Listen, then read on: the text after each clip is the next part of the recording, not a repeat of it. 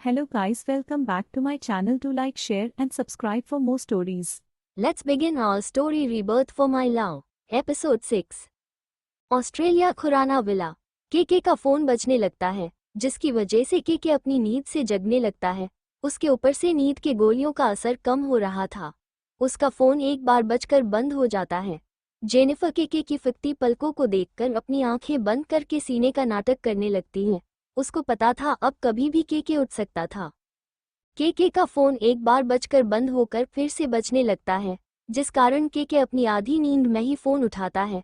उसके फोन उठाते ही दूसरे साइड से ऐसा कुछ कहा गया जिसके चलते उसकी पूरी नींद उड़ गई। उसकी जगह उसके चेहरे पर गुस्से में ले ली। वो बेहद ही गुस्से में लग रहा था। उसी गुस्से में वो कहता है, किसकी इतनी जरूरत जो मुझसे पंगा ले रहा है। जो भी कोई हो उसका पता लगाओ, उसको उसकी औकात दिखानी होगी। मैं आ रहा हूँ, तब तक मेरे सामने उसकी पूरी कुंडली हाजिर होनी चाहिए।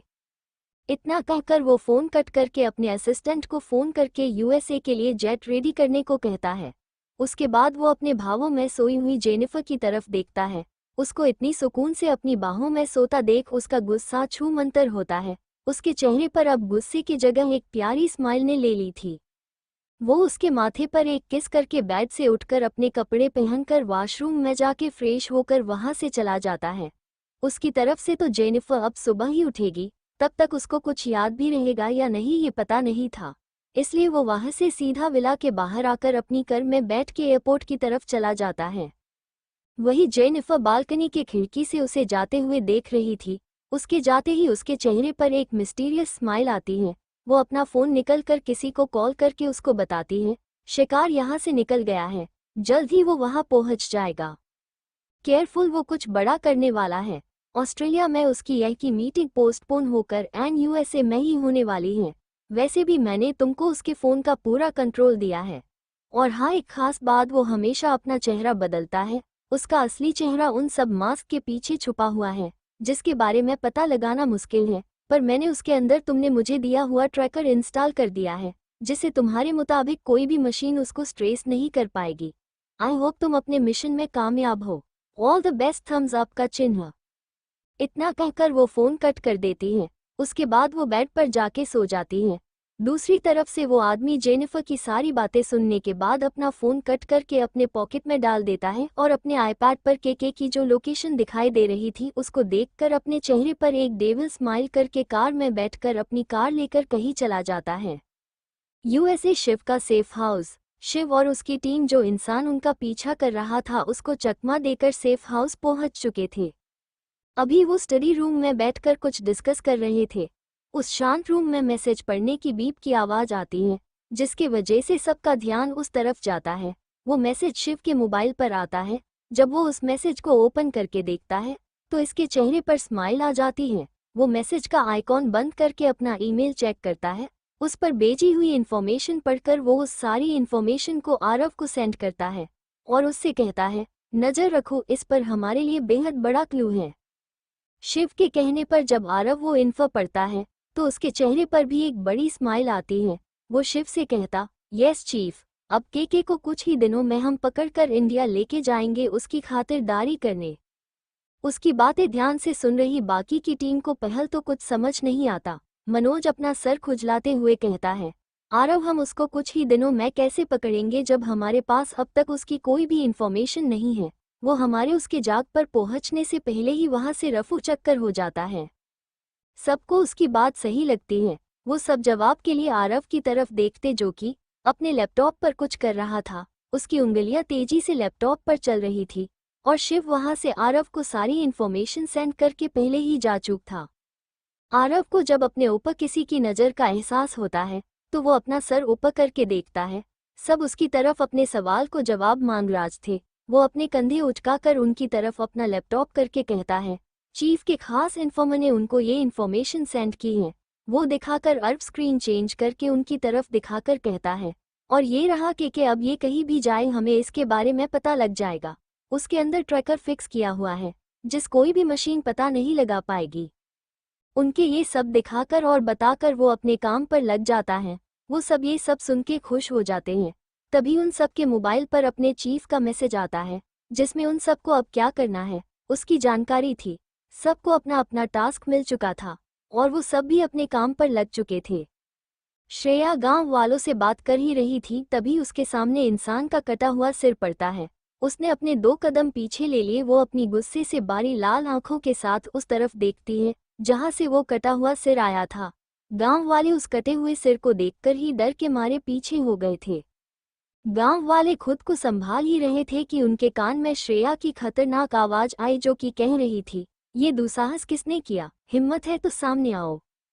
श्रेया इस वक्त बेहद गुस्से में थी। उसका पूरा चेहरा गुस्से की वजह से लाल हो गया था।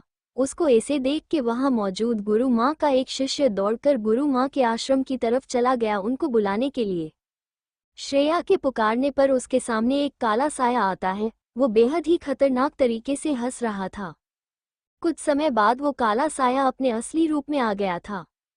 वो कोई और नहीं बल्कि एक नकारात्मक शक्ति का प्रतीक था। वो एक दानव था जो वहां पर श्रेया से लड़ने के हेतु आया था। वो दानव शक्तियों का बेहद प्यासा था। वो अपने से कम शक्तिशाली लोगों को मारकर उनकी शक्ति हासिल करके बेहद शक्तिशाली हो गया था। उसको अपनी शक्ति पर बेहद घमंड हो गया था। उसको जब श्रेया के पास असीम शक्तियां हैं ये पता चला और वो सोन गांव में रह रही है इस बात का पता चला, तब वो उससे उसकी शक्तियां छीनने के लिए यहाँ आ गया था, क्योंकि वो नहीं चाहता था कि उसके अलावा कोई उससे ज्यादा शक्तिशाली बने। वो उन गांव वालों पर हमेशा जुल्म करता था, पर उसे ये नहीं पता था वो शक्तियों के लालच से अपने अंत के पास आ गया था। साथ में ही उसके अंत के साथ इस गांव में रहने वाले लोगों को भी मुक्ति मिल जाएगी। ये गांव सदा के लिए मिट जाएगा। दानव श्रेया की तरफ देखकर उससे कहता है, तो वो तुम हो जिसके पास शक्तियां हैं, पर तुम तो बेहद छोटी हो। कोई बात नहीं, मुझे तुम्हारी सारी शक्तियां चाहिए। तुम अपने मर्जी से मान जाओ तो ये तुम्हारे लिए और इस गांव वाले के लिए अच्छा है, नहीं तो मुझे शक्तियां छीनना अच्छी तरह से आया है। श्रेया उसकी बात पर उससे कहती है, मैं तुम्हें अपनी शक्तियां नहीं दूंगी बल्कि मैं तुम्हारा इस धरती पर से नामो निशान मिटा दूंगी। तुमने अब तक बेहद कर ली अपनी मनमानी, पर अब नहीं, तुमने मेरे सामने आकर बहुत बड़ी गलती कर दी। अब तैयार हो जाओ अपने अंत को देखने के लिए। इतना कहकर वो अपने मन में मंत्र बोलती है। उसी के साथ एक रक्षा कवच में सारे गांव वालों को सेव करती है। उसके बाद अपने हाथों में एक बेहद बड़ा आग का गोला बनाकर उस दानव की तरफ फेंक देती है। दानव श्रेया की बाती से बेहद गुस्से में आ गया था। जब वो श्रेया को अपने ऊपर वार करता हुआ देखता है तो वो श्रेया से बड़ा शक्ति का गोला बनाकर उसकी तरफ फेंक देता है। दोनों गोले एक दूसरे को टकराकर खत्म होते हैं। श्रेया फर्ज उसके ऊपर अपने वायु तत्व और जल अग्नि तत्व को एकत्र करके एक शक्तिशाली गोला उसके तरफ देखती है। ये सब उसने इतनी जल्दी किया को दानव को अपने आप को बचाने का मौका ही नहीं मिला। उस तीनों तत्व के गोले ने उसको बेहद गंभीर तरह से जख्मी कर दिया। उसके नाक और होठों से खून बहने लगता है। ऐसा होता देख वो दानव बेहद गुस्से में आकर अपनी सारी शक्तियां का प्रयोग कर श्रेया पर वार करता, जिसके जवाब में श्रेया भी अपनी शक्तियों का प्रयोग कर उस पर वार करती है। उन दोनों के वार से धरती पर कंपन होने लगी थी। दोनों में बेहद ही घमासान युद्ध चालू था। कभी श्रेया दानव पर बारी पड़ती तो कभी दानव उसके ऊपर बारी पड़ता। दोनों के कपड़े खून से सने थे। दोनों ही काफी जख्मी हो गए थे। उनमें से कोई भी हार मानने के लिए तैयार ही नहीं था। गुरु माँ को जब इस बारे में पता चला तो वो भी वहां पर जल्दी ही आ गई थी। वो श्रेया को कुछ मदद करती या कुछ कहने के लिए आगे बढ़ी ही थी। वो पीछे जोर की जाति के साथ गिर जाती हैं। उनके शिष्य जल्दी ही उनको उठाते हैं। तभी गुरु माँ ध्यान से श्रेया और उस दानव के आसपास देखती हैं तो उन्हें वहां पर एक खास प्रकार का चक्र दिखता है जो कि उनको उन दोनों के पास जाने से रोकता है, और इसे तोड़ना उनके लिए इम्पॉसिबल था। वो जान गई थी कि श्रेया को उनने जो पुरानी किताबें दी थी उससे श्रेया ने ये चक्र जागृत किया है। उसने उन सारी किताबों का ज्ञान आत्मसात किया था। उन किताबों में बताए गए सारे युद्ध दाव अब श्रेया को याद हो गए थे। वो अब उनका अपनी तरफ से कैसे भी यूज कर सकती थी, पर उनको इस बारे में जानकर काफी हैरानी हुई क्योंकि उन किताबें में लिखे हुए मंत्र से वो खुद भी ये दिव्य चक्र तैयार कर नहीं पाई थी।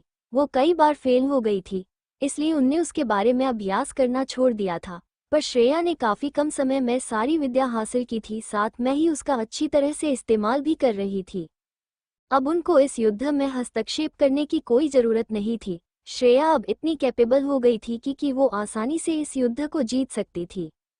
श्रेया ने इस बार बेहद ही खतरनाक और प्राणघाती वार दानव पर किया, जिसका उस दानव के पास कोई तोड़ नहीं था। उस वार को देखकर खुद गुरु माँ भी बेहद शोक हो गई थी। दानव उस वार से जमीन पर गिर गया। उस वार के कारण उसकी सारी शक्तियां खत्म हो गई थी, साथ में ही उसकी सांस भी धीमी हो गई थी। श्रेया उसके ऊपर अपना आखिरी वार करती है, जिससे दानव का अंत हो गया था। उसके अंत के साथ ही उसके शरीर से काला धुआं निकलता है, जो कि थोड़ी दूर आसमान में जाकर गायब हो जाता है। उसके अंत के साथ ही श्रेया ने उन दोनों के आसपास जो दिव्य चक्र बनाया था वो भी हट जाता है। श्रेया की हालत बेहद ही खराब थी, उसके गालों से खून बह रहा था। गुरु माँ जल्दी से आगे आकर अपनी शक्तियों से श्रेया के जख्मों को हिल कर देती है। सारे गांव वाले श्रेया के पास जाकर अपने घुटने पर बैठ जाते और उनमें से एक व्यक्ति उसकी तरफ देखकर अपने हाथ जोड़कर उससे कहता है, बेटा, तुमने इसका अंत करके उसे मुक्त कर दिया है। वैसे हमें भी इस शरीर से मुक्ति दे दो, हमें मोक्ष चाहिए। हमने आपका बेहद सालों से इंतजार किया है। सारे गांव वाले श्रेया के सामने हाथ जोड़कर बैठे थे। श्रेया उन सबकी तरफ देखकर कहती है, अगर आप लोग यही चाहते हो तो ठीक है, मैं आप लोगों को मुक्ति देने के लिए तैयार हूँ, क्योंकि मेरे ये से जाने का समय आ गया है। मेरी किसी को बेहद जरूरत है, को मुझे पुकार रहा है, मुझे उसकी रक्षा करने के लिए जाना है। वैसे भी मैं ये पर आप लोगों को मुक्ति देने के लिए ही आई हूँ। इतना कहकर वो एक नज़र गुरु माँ की तरफ देखती है। गुरु माँ उसको अपनी पलकें झपकाकर हाँ का इशारा करती। उनकी सहमति से श्रेया अपनी नम आंखों से अपना हाथ आगे करके कुछ मंत्र कहती है। उसी के साथ उसके हाथ में एक दिव्य जल से भरा हुआ कलश आ जाता है। वो उस कलश में मौजूद दिव्य जल अपने हाथ में लेके सारे गांव वाले के ऊपर छिड़क देती है, जिससे सारे गांव वाले इस जल के उनके ऊपर पड़ने से वहां से पीली रोशनी के साथ गायब हो जाते हैं। उनको अपने जीवन से मुक्ति मिल चुकी थी। उनको अपने इतने सालों के इंतजार का फल मिल चुका था। वो सब इस दुनिया को छोड़कर जाते वक्त श्रेया को ढेर सारा आशीर्वाद देते हैं। इस आशीर्वाद की वजह से श्रेया को आगे बहुत फायदा होने वाला था। श्रेया गांव वालों के इस जीवन से मुक्त होने के बाद गुरु माँ की तरफ देखती है, क्योंकि उसके आगे हाथ जोड़कर खड़ी थी, साथ में उनके शिष्य भी। श्रेया उनको ऐसे देख उनके हाथ पकड़कर नीचे कर देती है और अपनी नम आंखों से ना में सिर हिला देती है। गुरु माँ उसकी तरफ देखकर कहती है, बेटा, आपको ऐसे इमोशनल और कमजोर नहीं पड़ना है। आपको आगे बेहद कठिन प्रसंग का सामना करना है, जिसमें कई बार आपके अपने ही तुमको धोखा देंगे, उनसे तुम्हें लड़ना होगा। तुम्हें अपने सारे जज्बात और इमोशन के पर जाकर काम करना होगा। भगवान ने करोड़ों लोगों में से तुमको चुना है, खास इस काम के लिए तुमको अपना कर्तव्य निभाना होगा। कदम कदम पर तुम्हारी परीक्षा ली जाएगी, जिससे तुम भगवान की मदद से हर बार जीत कर ही निकलोगी। इतना कहकर वो उसकी तरफ अपनी नम आंखों से देखकर कहती है, बेटा, अब मेरा जाने का समय भी करीब आ गया है, तो अब हम सबको आज्ञा दे दो। हमारा ये पर का काम खत्म हो गया है। उनकी बात श्रेया अपने दिल पर पत्थर रखकर उन सबको जाने की इजाजत दे देती है। गुरु माँ और उसके शिष्य श्रेया के इजाजत के बाद वो लोग भी एक पवित्र रोशनी के साथ अपने जीवन से मुक्त हो जाते हैं। जाते समय गुरु माँ ने श्रेया को अपनी शक्ति बेट की रूप में दे दी थी। उनके शिष्य ने श्रेया को भी उन गांव वालों की तरह ही आशीर्वाद दिया था, वो अपने काम में सफल हो। वहां पर अब सिर्फ श्रेया ही अकेली रह गई थी। वो अपने मन में कुछ मंत्र बोलती है, जिससे वो उस होटल के रूम में पहुंच जाती है, जहां पर उसकी परछाई थी, जिसे गुरु माँ ने अपनी शक्तियों से बनाया था, जो कि उनके इस धरती पर से मुक्त होते ही गायब हो गई थी। और श्रेया के इस होटल में आते ही वो गांव भी बर्फ में कहीं गुम हो गया था। श्रेया और उसके साथ आए हुए शिव के बॉडीगार्ड ने होटल से चेकआउट कर दिया था। जिस होटल में वो लोग इतने देर ठहरे हुए थे, श्रेया इस वक्त मुंबई की तरफ बढ़ रही थी। SR villa. आदित्य और सिया जी 2 दिनों से साथ में रहकर एक दूसरे के बारे में अच्छे से जान रहे थे। आदित्य इतने सालों के बाद माँ के प्यार को महसूस कर रहा था। सिया जी भी अपनी बेटे को अपने सामने जिंदा देखकर खुश थी। उनने जिसे मरा हुआ समझ था, जो कि आज उनके सामने जिंदा है, तो वो बस अपने बेटे के साथ अच्छा समय बिता रही थी। साथ में उनकी डेली श्रेया से भी बात हो रही थी। श्रेया ने अपनी मॉम को नहीं बताया था कि वो मुंबई के लिए निकल चुकी हैं और किसी भी समय वो मुंबई में पहुंच सकती हैं। इस वक्त श्रेया के मन में क्या चल रहा था और वो क्या करने वाली है, उसकी भनक किसी को भी नहीं थी। पर आगे जो भी होने वाला बेहद बड़ा होने वाला था। श्रेया और उसके साथ आए हुए शिव के बॉडीगार्ड ने होटल से चेकआउट कर दिया था। जिस होटल में वो लोग इतने देर ठहरे हुए थे, श्रेया इस वक्त मुंबई की तरफ बढ़ रही थी। SR villa. आदित्य और सिया जी 2 दिनों से साथ में रहकर एक दूसरे के बारे में अच्छे से जान रहे थे। आदित्य इतने सालों के बाद मां के प्यार को महसूस कर रहा था। सिया जी भी अपनी बेटे को अपने सामने जिंदा देखकर खुश थी। उनने जिसे मरा हुआ समझ था जो कि आज उनके सामने जिंदा है, तो वो बस अपने बेटे के साथ अच्छा समय बिता रही थी। साथ में उनकी डेली श्रेया से भी बात हो रही थी। श्रेया ने अपनी मॉम को नहीं बताया था कि वो मुंबई के लिए निकल चुकी हैं और किसी भी समय वो मुंबई में पहुंच सकती हैं। इस वक्त श्रेया के मन में क्या चल रहा था और वो क्या करने वाली हैं, उसकी भनक किसी को भी नहीं थी, पर आगे जो भी होने वाला बेहद बड़ा होने वाला था। श्रेया मुंबई पहुंच चुकी थी। वो शिव ने जो उसके साथ बॉडीगार्ड भेजे थे उनको वहां से बेचकर वो मुंबई के बाहर एक सुनसान जगह पर आती है। वो जहां थी वहां आसपास किसका भी नामो निशान नहीं था। वो उस सुनसान जगह पर बने एक खंडर के अंदर चली जाती है। वो खंडर बाहर से दिखने में ही बेहद डरावना लग रहा था। श्रेया खंडर के अंदर चली जाती है। उसके आगे एक अजीब ही तरह की दीवार थी जिस पर अलग प्रकार की ही चित्रकारी की थी। उस पर कुछ अलग ही भाषा में कुछ लिखा था, पर इस पर क्या लिखा था ये समझ नहीं आ रहा था। श्रेया उस दीवार के सामने जाकर खड़ी होती है। वो उस डोर को ध्यान से देखती है। उस डोर की तरफ देखकर वो अपने मन में कुछ मंत्र का जाप करती है। उसके जाप करते ही इस खंड के आसपास के एरिया में कंपन शुरू होती है। जैसे जैसे श्रेया के मंत्र उच्चार की गति बढ़ती जा रही थी वैसे वो जमीन की कंपन बढ़ती जा रही थी। उस खंड के आसपास कोई रहता नहीं था। वो एक सुनसान जगह थी, वो भी जंगल के बिल्कुल भी, इसलिए इस कंपन के बारे में किसी को भी पता नहीं चलता। पर कई दूर किसी बेहद ही मिस्टीरियस जगह पर एक आदमी एक पेड़ के नीचे बैठकर साधना कर रहा था। उसके चेहरे पर एक अलग ही चमक थी, साथ में ही उसके आसपास के वातावरण में एक अलग ही तरफ की पॉजिटिव एनर्जी थी। जैसे ही श्रेया ने वो मंत्र उच्चारण शुरू किया और उसके उस मंत्र के जाप करते ही उस आदमी ने अपनी आंखें खोल दिया था। उसकी आंखों का कलर नीला था। अगर कोई उसके आंखों में देखता तो उसमें डूब ही जाता। उसकी आंखें समुंदर जितनी गहरी थी। उस आदमी ने अपनी आंखें खोलकर आसमान की तरफ देखकर कहता है, वो आखिर अपने असली पहचान को समझ गई है। उसने अपनी सारी पावर भी जागृत कर ली है और अभी वो जिस जगह पर है वो उसके कर्तव्य पर उसका पहला कदम है। किसकी 100 सालों की तपस्या का आज अंत होने वाला है। आज उसको अपने इतने सालों के तप का फल मिलने वाला है। इतना कहकर वो आदमी वहां से उठकर अपने चेहरे पर बड़ी सी स्माइल लेकर अपनी कुटिया में चला जाता है। उसको प्रसन्न देखकर उसके आसपास का वातावरण भी आनंदी हो गया था। शिव इस वक्त अपने प्राइवेट विला के स्टडी रूम में अपने स्टडी टेबल पर बैठकर कुछ डॉक्यूमेंट्स पढ़ रहा था। जैसे जैसे वो डॉक्यूमेंट पढ़ रहा था वैसे वैसे उसके चेहरे के भाव बदल रहे थे। थोड़ी देर में ही पूरे डॉक्यूमेंट रीड करने के बाद वो उन्हें साइड करके अपना फ़ोन निकलकर किसी को कुछ मैसेज कर देता है। उसके बाद वो अपना लैपटॉप निकाल कर बैठ जाता है। शिव के हाथ की उंगलियां उस लैपटॉप पर तेजी से चल रही थी, जैसे उसकी उंगली कीबोर्ड पर डांस ही कर रहा था। थोड़ी देर में उसके लैपटॉप की स्क्रीन पूरी ब्लैक हो जाती है। जैसे उसकी स्क्रीन ब्लैक हो गई थी वैसे ही उसकी स्क्रीन ऑन हो जाती है और उसके स्क्रीन पर इस वक्त कुछ इन्फॉर्मेशन दिख रही थी, जिसे वो कॉफ़ी एक पेनड्राइव में करके वो अपने विला से निकलकर सेफ हाउस की तरफ चला जाता है। उसी के साथ ही वो अपनी टीम को भी वो जहाँ थे वहाँ से उनको जल्दी ही सेफ हाउस में बुला लेता है। के ऑस्ट्रेलिया से निकलकर सीधा लॉस एंजेलिस में बने उसके एक सीक्रेट अड्डे पर पहुंच गया था। उस सीक्रेट जगह पर प्रोफेसर जोसेफ और उनके सभी साइंटिस्ट उस जगह पर थे। वो सीक्रेट जगह बिल्कुल एक लैब की तरह थी। ये के की स्कट दूसरी लैब थी। उसने पहले ही इसे तैयार कर दिया था ताकि अगर कभी उसके उस लैब का पता किसी को पता चला तो उसके पास सेकंड ऑप्शन तैयार रहे। ये लैब भी उस जगह जितनी ही बड़ी थी। इसमें भी लेटेस्ट और सारे हाईटेक इक्विपमेंट थे।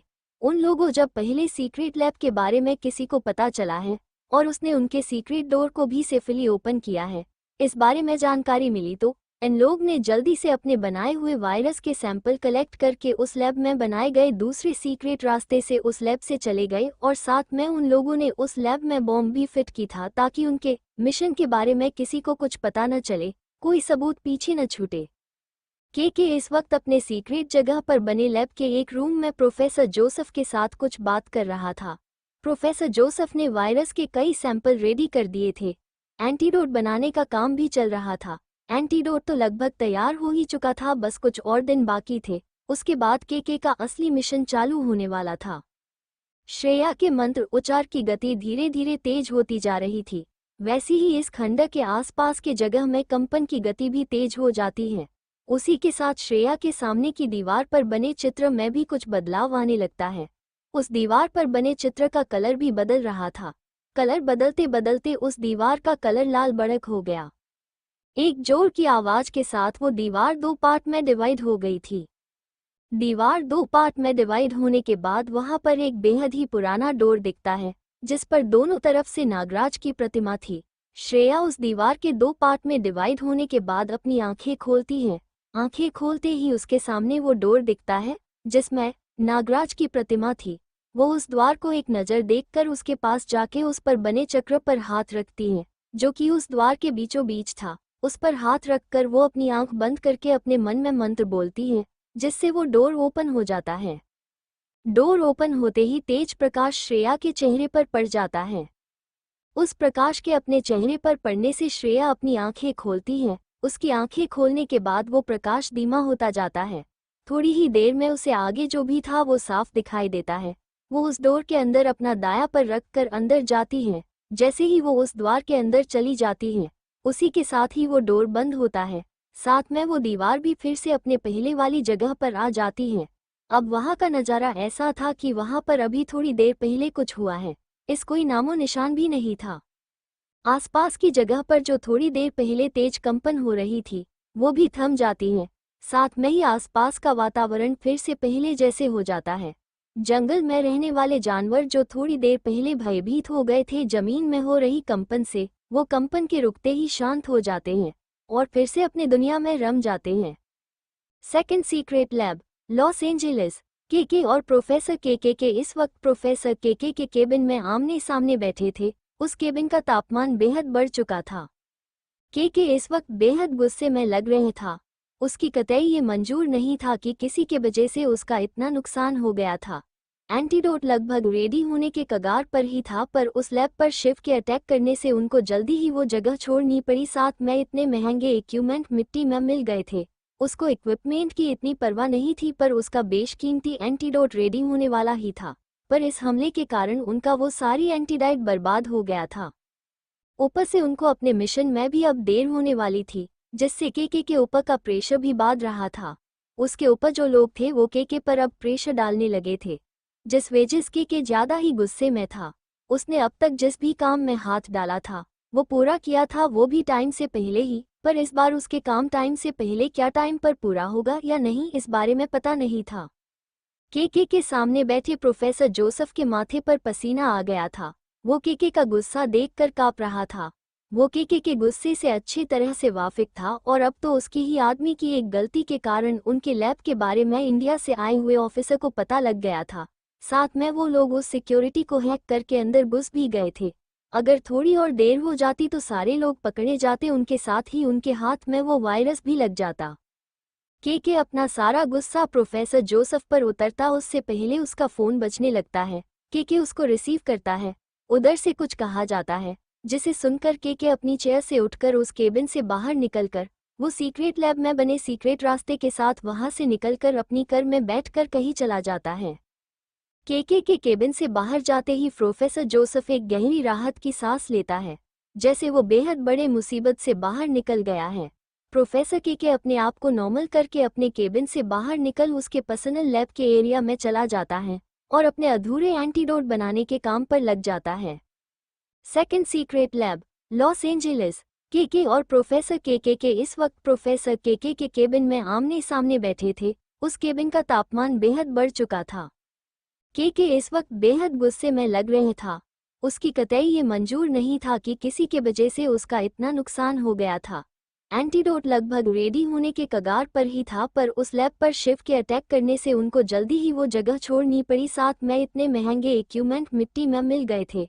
उसको इक्विपमेंट की इतनी परवाह नहीं थी, पर उसका बेशकीमती एंटीडोट रेडी होने वाला ही था। पर इस हमले के कारण उनका वो सारी एंटीडाइट बर्बाद हो गया था। ऊपर से उनको अपने मिशन में भी अब देर होने वाली थी, जिससे केके के ऊपर का प्रेशर भी बढ़ रहा था। उसके ऊपर जो लोग थे वो केके पर अब प्रेशर डालने लगे थे, जिस वजह से केके ज्यादा ही गुस्से में था। उसने अब तक जिस भी काम में हाथ डाला था वो पूरा किया था, वो भी टाइम से पहले ही। पर इस बार उसके काम टाइम से पहले क्या टाइम पर पूरा होगा या नहीं, इस बारे में पता नहीं था। केके के सामने बैठे प्रोफेसर जोसेफ के माथे पर पसीना आ गया था। वो केके का गुस्सा देखकर कांप रहा था। वो केके के गुस्से से अच्छी तरह से वाकिफ था और अब तो उसकी ही आदमी की एक गलती के कारण उनके लैब के बारे में इंडिया से आए हुए ऑफिसर को पता लग गया था। साथ में वो लोग उस सिक्योरिटी को हैक करके अंदर घुस भी गए थे। अगर थोड़ी और देर हो जाती तो सारे लोग पकड़े जाते, उनके साथ ही उनके हाथ में वो वायरस भी लग जाता। केके अपना सारा गुस्सा प्रोफेसर जोसेफ पर उतरता उससे पहले उसका फोन बजने लगता है। केके उसको रिसीव करता है। उधर से कुछ कहा जाता है जिसे सुनकर केके अपनी चेयर से उठकर उस केबिन से बाहर निकलकर वो सीक्रेट लैब में बने सीक्रेट रास्ते के साथ वहां से निकलकर अपनी कार में बैठकर कहीं चला जाता है। केके के केबिन से बाहर जाते ही प्रोफेसर जोसेफ एक गहरी राहत की सांस लेता है, जैसे वो बेहद बड़े मुसीबत से बाहर निकल गया है। प्रोफेसर केके अपने आप को नॉर्मल करके अपने केबिन से बाहर निकल उसके पर्सनल लैब के एरिया में चला जाता है और अपने अधूरे एंटीडोट बनाने के काम पर लग जाता है। केके सीक्रेट लैब से निकलकर सीधे अपने प्राइवेट विला आ गया था। वो इस वक्त अपने विला में बने उसके प्राइवेट स्टडी रूम में बैठा था। उसके साथ रिया कपूर मल्होत्रा, रिया का हस्बैंड राज मल्होत्रा और आराधना कपूर केके के सामने की चेयर पर बैठे थे। राज, रिया और आराधना बेहद ही डरे हुए दिख रहे थे। उनके सामने बैठा केके उनको ही गुस्से से घूर रहा था। केके उनकी तरफ एक तेज नजर डालकर कहता है, तुम तीनों को मैंने क्या कहा था, जो भी करना वो सावधानी के साथ करना। अगर बात बेहद जरूरी ना हो तो कोई भी काम मत करना, ताकि तुम्हारी जगह मैं न फंस जाऊं। तुम सबको पता है ना ये मिशन मेरे लिए कितना जरूरी है, फिर भी तुम लोग अपने काम से बाज नहीं आए। तुम लोगों को बेहद शौक है ना अपनी मनमानी करने की, तो ठीक है, अब तुम लोग इंडिया जाएंगे, वहां जाके अबीर को अपनी सफाई देते रहना। तुम तीनों के कारण आज पूरा मिशन फेल होते होते बचा है। इतना कहकर केके अपनी चेयर से उठकर उस स्टडी रूम से बाहर निकल गया। उसने उन तीनों को कुछ बोलने का मौका भी नहीं दिया। तीनों ही अबीर को इंडिया जाके अपनी सफाई देना, ये बात सुनकर ही उन तीनों को ठंडा पसीना आ गया था। वो केके से कुछ कहते उससे पहले ही केके उनको हाथ दिखाकर वहां से जा चुका था। वो तीनों पहले ही बेहद डरे थे और ऊपर से अब उनको इंडिया जाके अबीर का सामना करना था, जिस वजह से उनकी हालत बेहद खराब थी। अब उन तीनों के अपने आप पर ही गुस्सा आ रहा था। उन लोगों ने अगर उस डील में हाथ ही नहीं डाला होता, जिस वजह से अब उनको अबीर जा सामना करना था। अगर वो लोग उस डील से मिलने वाले पैसों में इतना अंधा नहीं होते तो आज उन पर ये नौबत नहीं आती। पर अब पछताने का कोई फायदा नहीं था, अब कुछ नहीं हो सकता था। उन सबको अब इंडिया किसी भी हाल में जाना ही था और अबीर की सजा को सहना ही था। अबीर किसी राक्षस से कम नहीं था। उसकी सजा का सामना करना किसी के भी बस की बात नहीं थी। ये मिशन जितना केके लिए इम्पोर्टेंट था उतना ही अबीर के लिए भी जरूरी था। इंडिया। श्रेया उस खंड के अंदर चली गई थी। उस द्वार के अंदर जाते ही उसके सामने 3 रास्ते थे। उन तीनों रास्तों के एंट्रेंस पर 3 सेम भगवान शिव की प्रतिमा थी। श्रेया को उन तीनों रास्तों में से एक रास्ते को चुनना था जो सही था। उसे उस खंड के अंदर एंट्री करने के लिए कदम पर उसको ऐसे ही पहेलियों को सुलझाना था। अब उसके सामने इन 3 सेम दिखने वाली भगवान शिव के प्रतिमा की पहेली थी। उसे सुलझाकर उसे सही रास्ता चुनना था। इतनी सारी पहेलियां उस खंड में इसलिए बनाई गई थी क्योंकि उसके अंदर जो कोई भी है उसे कोई आसानी से क्षति न पहुंचा पाए। खंड में जो कोई भी था या जो कोई भी चीज थी वो बेहद मूल्यवान थी।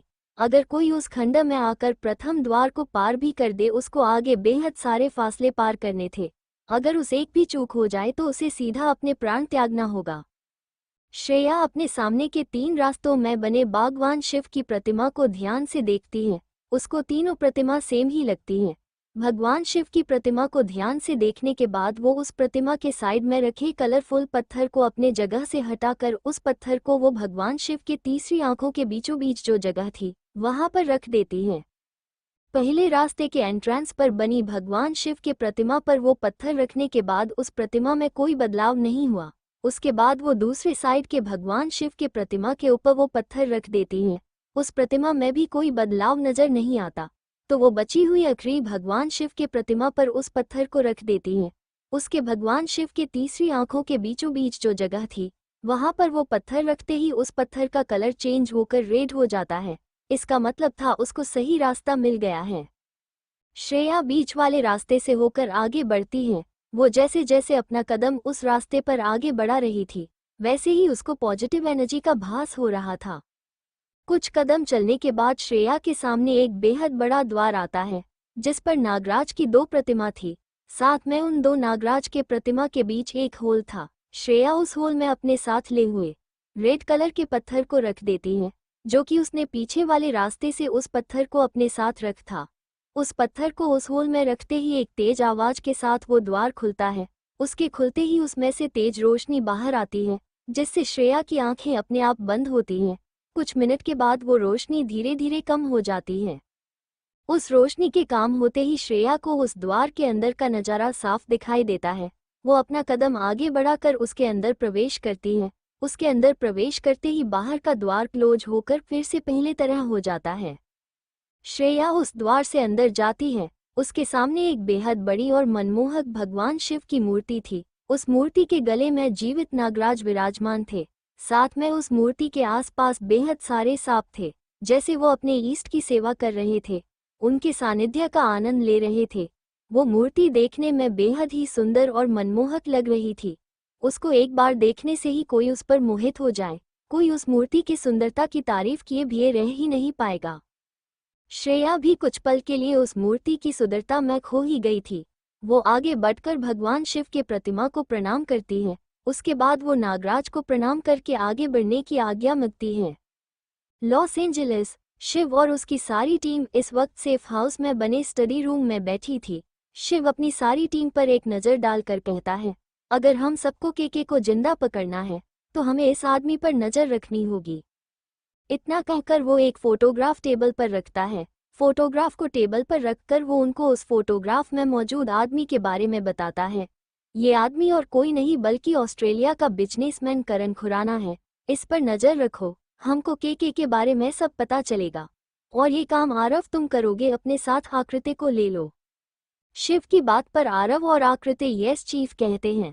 शिव उनको एक फाइल पास करता है जिसमें करण खुराना के बारे में सारी डिटेल थी। उन दोनों को वो फाइल पास करके शिव अपनी टीम की तरफ देखकर कहता है, हमारे सीक्रेट एजेंट से मुझे ये पता चला है कि आराधना कपूर, रिया कपूर और राज मल्होत्रा भी के साथ मिले हुए हैं और वो लोग जल्दी ही इंडिया के लिए रवाना होने वाले हैं। तो राघव तुम राहुल को इन्फॉर्म करके उन तीनों पर नज़र रखने कहो। अनवर 24 घंटे नज़र रखो। वो लोग किस से मिलते हैं, कहाँ जाते हैं, क्या करते हैं, उनके बारे मुझे सब कुछ जानना है। उसकी बात पर राघव शिव की तरफ देखकर कहता है, ओक चीफ, हो जाएगा। उसके बाद शिव अपनी सारी टीम को एक एक टास्क दे देता है। साथ में ही वो प्रोफेसर जोसेफ की हिस्ट्री भी निकलने को कहता है। थोड़ी देर थोड़ी फार डिस्कशन करने के बाद सारी टीम अपने अपने काम पर लग जाती है। उन लोगों ने पूरे लॉस एंजलिस पर जहाँ जहाँ पर गैरकानूनी काम होते हैं वहाँ पर अपने आदमी लगा दिए थे। उसी के साथ जो भी संदेहजनक लगे उस पर नज़र रखनी शुरू कर दी थी। ये सब वो लोग वहाँ पर नॉर्मल लोगों की तरह ही उन सब के बीच रहकर कर रहे थे। शिव और उसकी सारी टीम ने अपना पूरा गेट अप चेंज कर लिया था ताकि उन पर किसी को शक न हो। खंड। श्रेया इस वक्त भगवान शिव के मनमोहक मूर्ति के सामने खड़ी थी। वो महादेव की मनमोहक और तेजस्वी मूर्ति को प्रणाम करके उनके गले में विराजमान नागराज से आगे बढ़ने की अनुमति लेती हैं। नागराज भी महादेव के सिर पर रखा बेलपत्र श्रेया के हाथ में गिरकर उसको आगे बढ़ने की परमिशन देते हैं। साथ में अपने कार्य में सफल होने का आशीर्वाद भी देते हैं। श्रेया उस बेलपत्र को अपने आंखों पर लगाकर फिर से एक बार महादेव और उनके गले में विराजमान नागराज को प्रणाम करती हैं। श्रेया महादेव की मूर्ति के सामने रखी एक रुद्राक्ष को उठाकर उसको महादेव के गले में जो रुद्राक्ष की माला थी उसमें एक रुद्राक्ष काम था, उसमें उस रुद्राक्ष को रखाकर उस रुद्राक्ष की माला को पूर्ण करती है।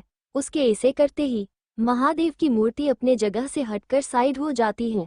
उसी के साथ उस मूर्ति के नीचे सीढ़ियां दिखाई देती हैं। श्रेया उन सीढ़ियों से नीचे चली जाती है।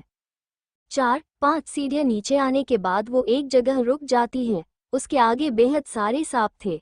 उनसे थोड़ी दूर एक जगह पर एक सुंदर नीले कलर का हीरा रखा हुआ था जो कि बेहद ही चमक रहा था। उस हीरे की रक्षा करने के लिए उसके आसपास बेहद सारे नाग थे। एक नाग उस हीरे के पास अपना फन फैलाकर बैठ था। श्रेया के अंदर आते ही सारे सांप उसकी तरफ देखने लगते हैं। श्रेया उन सबको देखकर अपने दोनों हाथ जोड़कर उनको प्रणाम करके अपना कदम आगे बढ़ा थी। उसके हाथ अभी भी जोड़े हुए थे, साथ में वो अपने मन में कोई मंत्र उच्चार कर रही थी।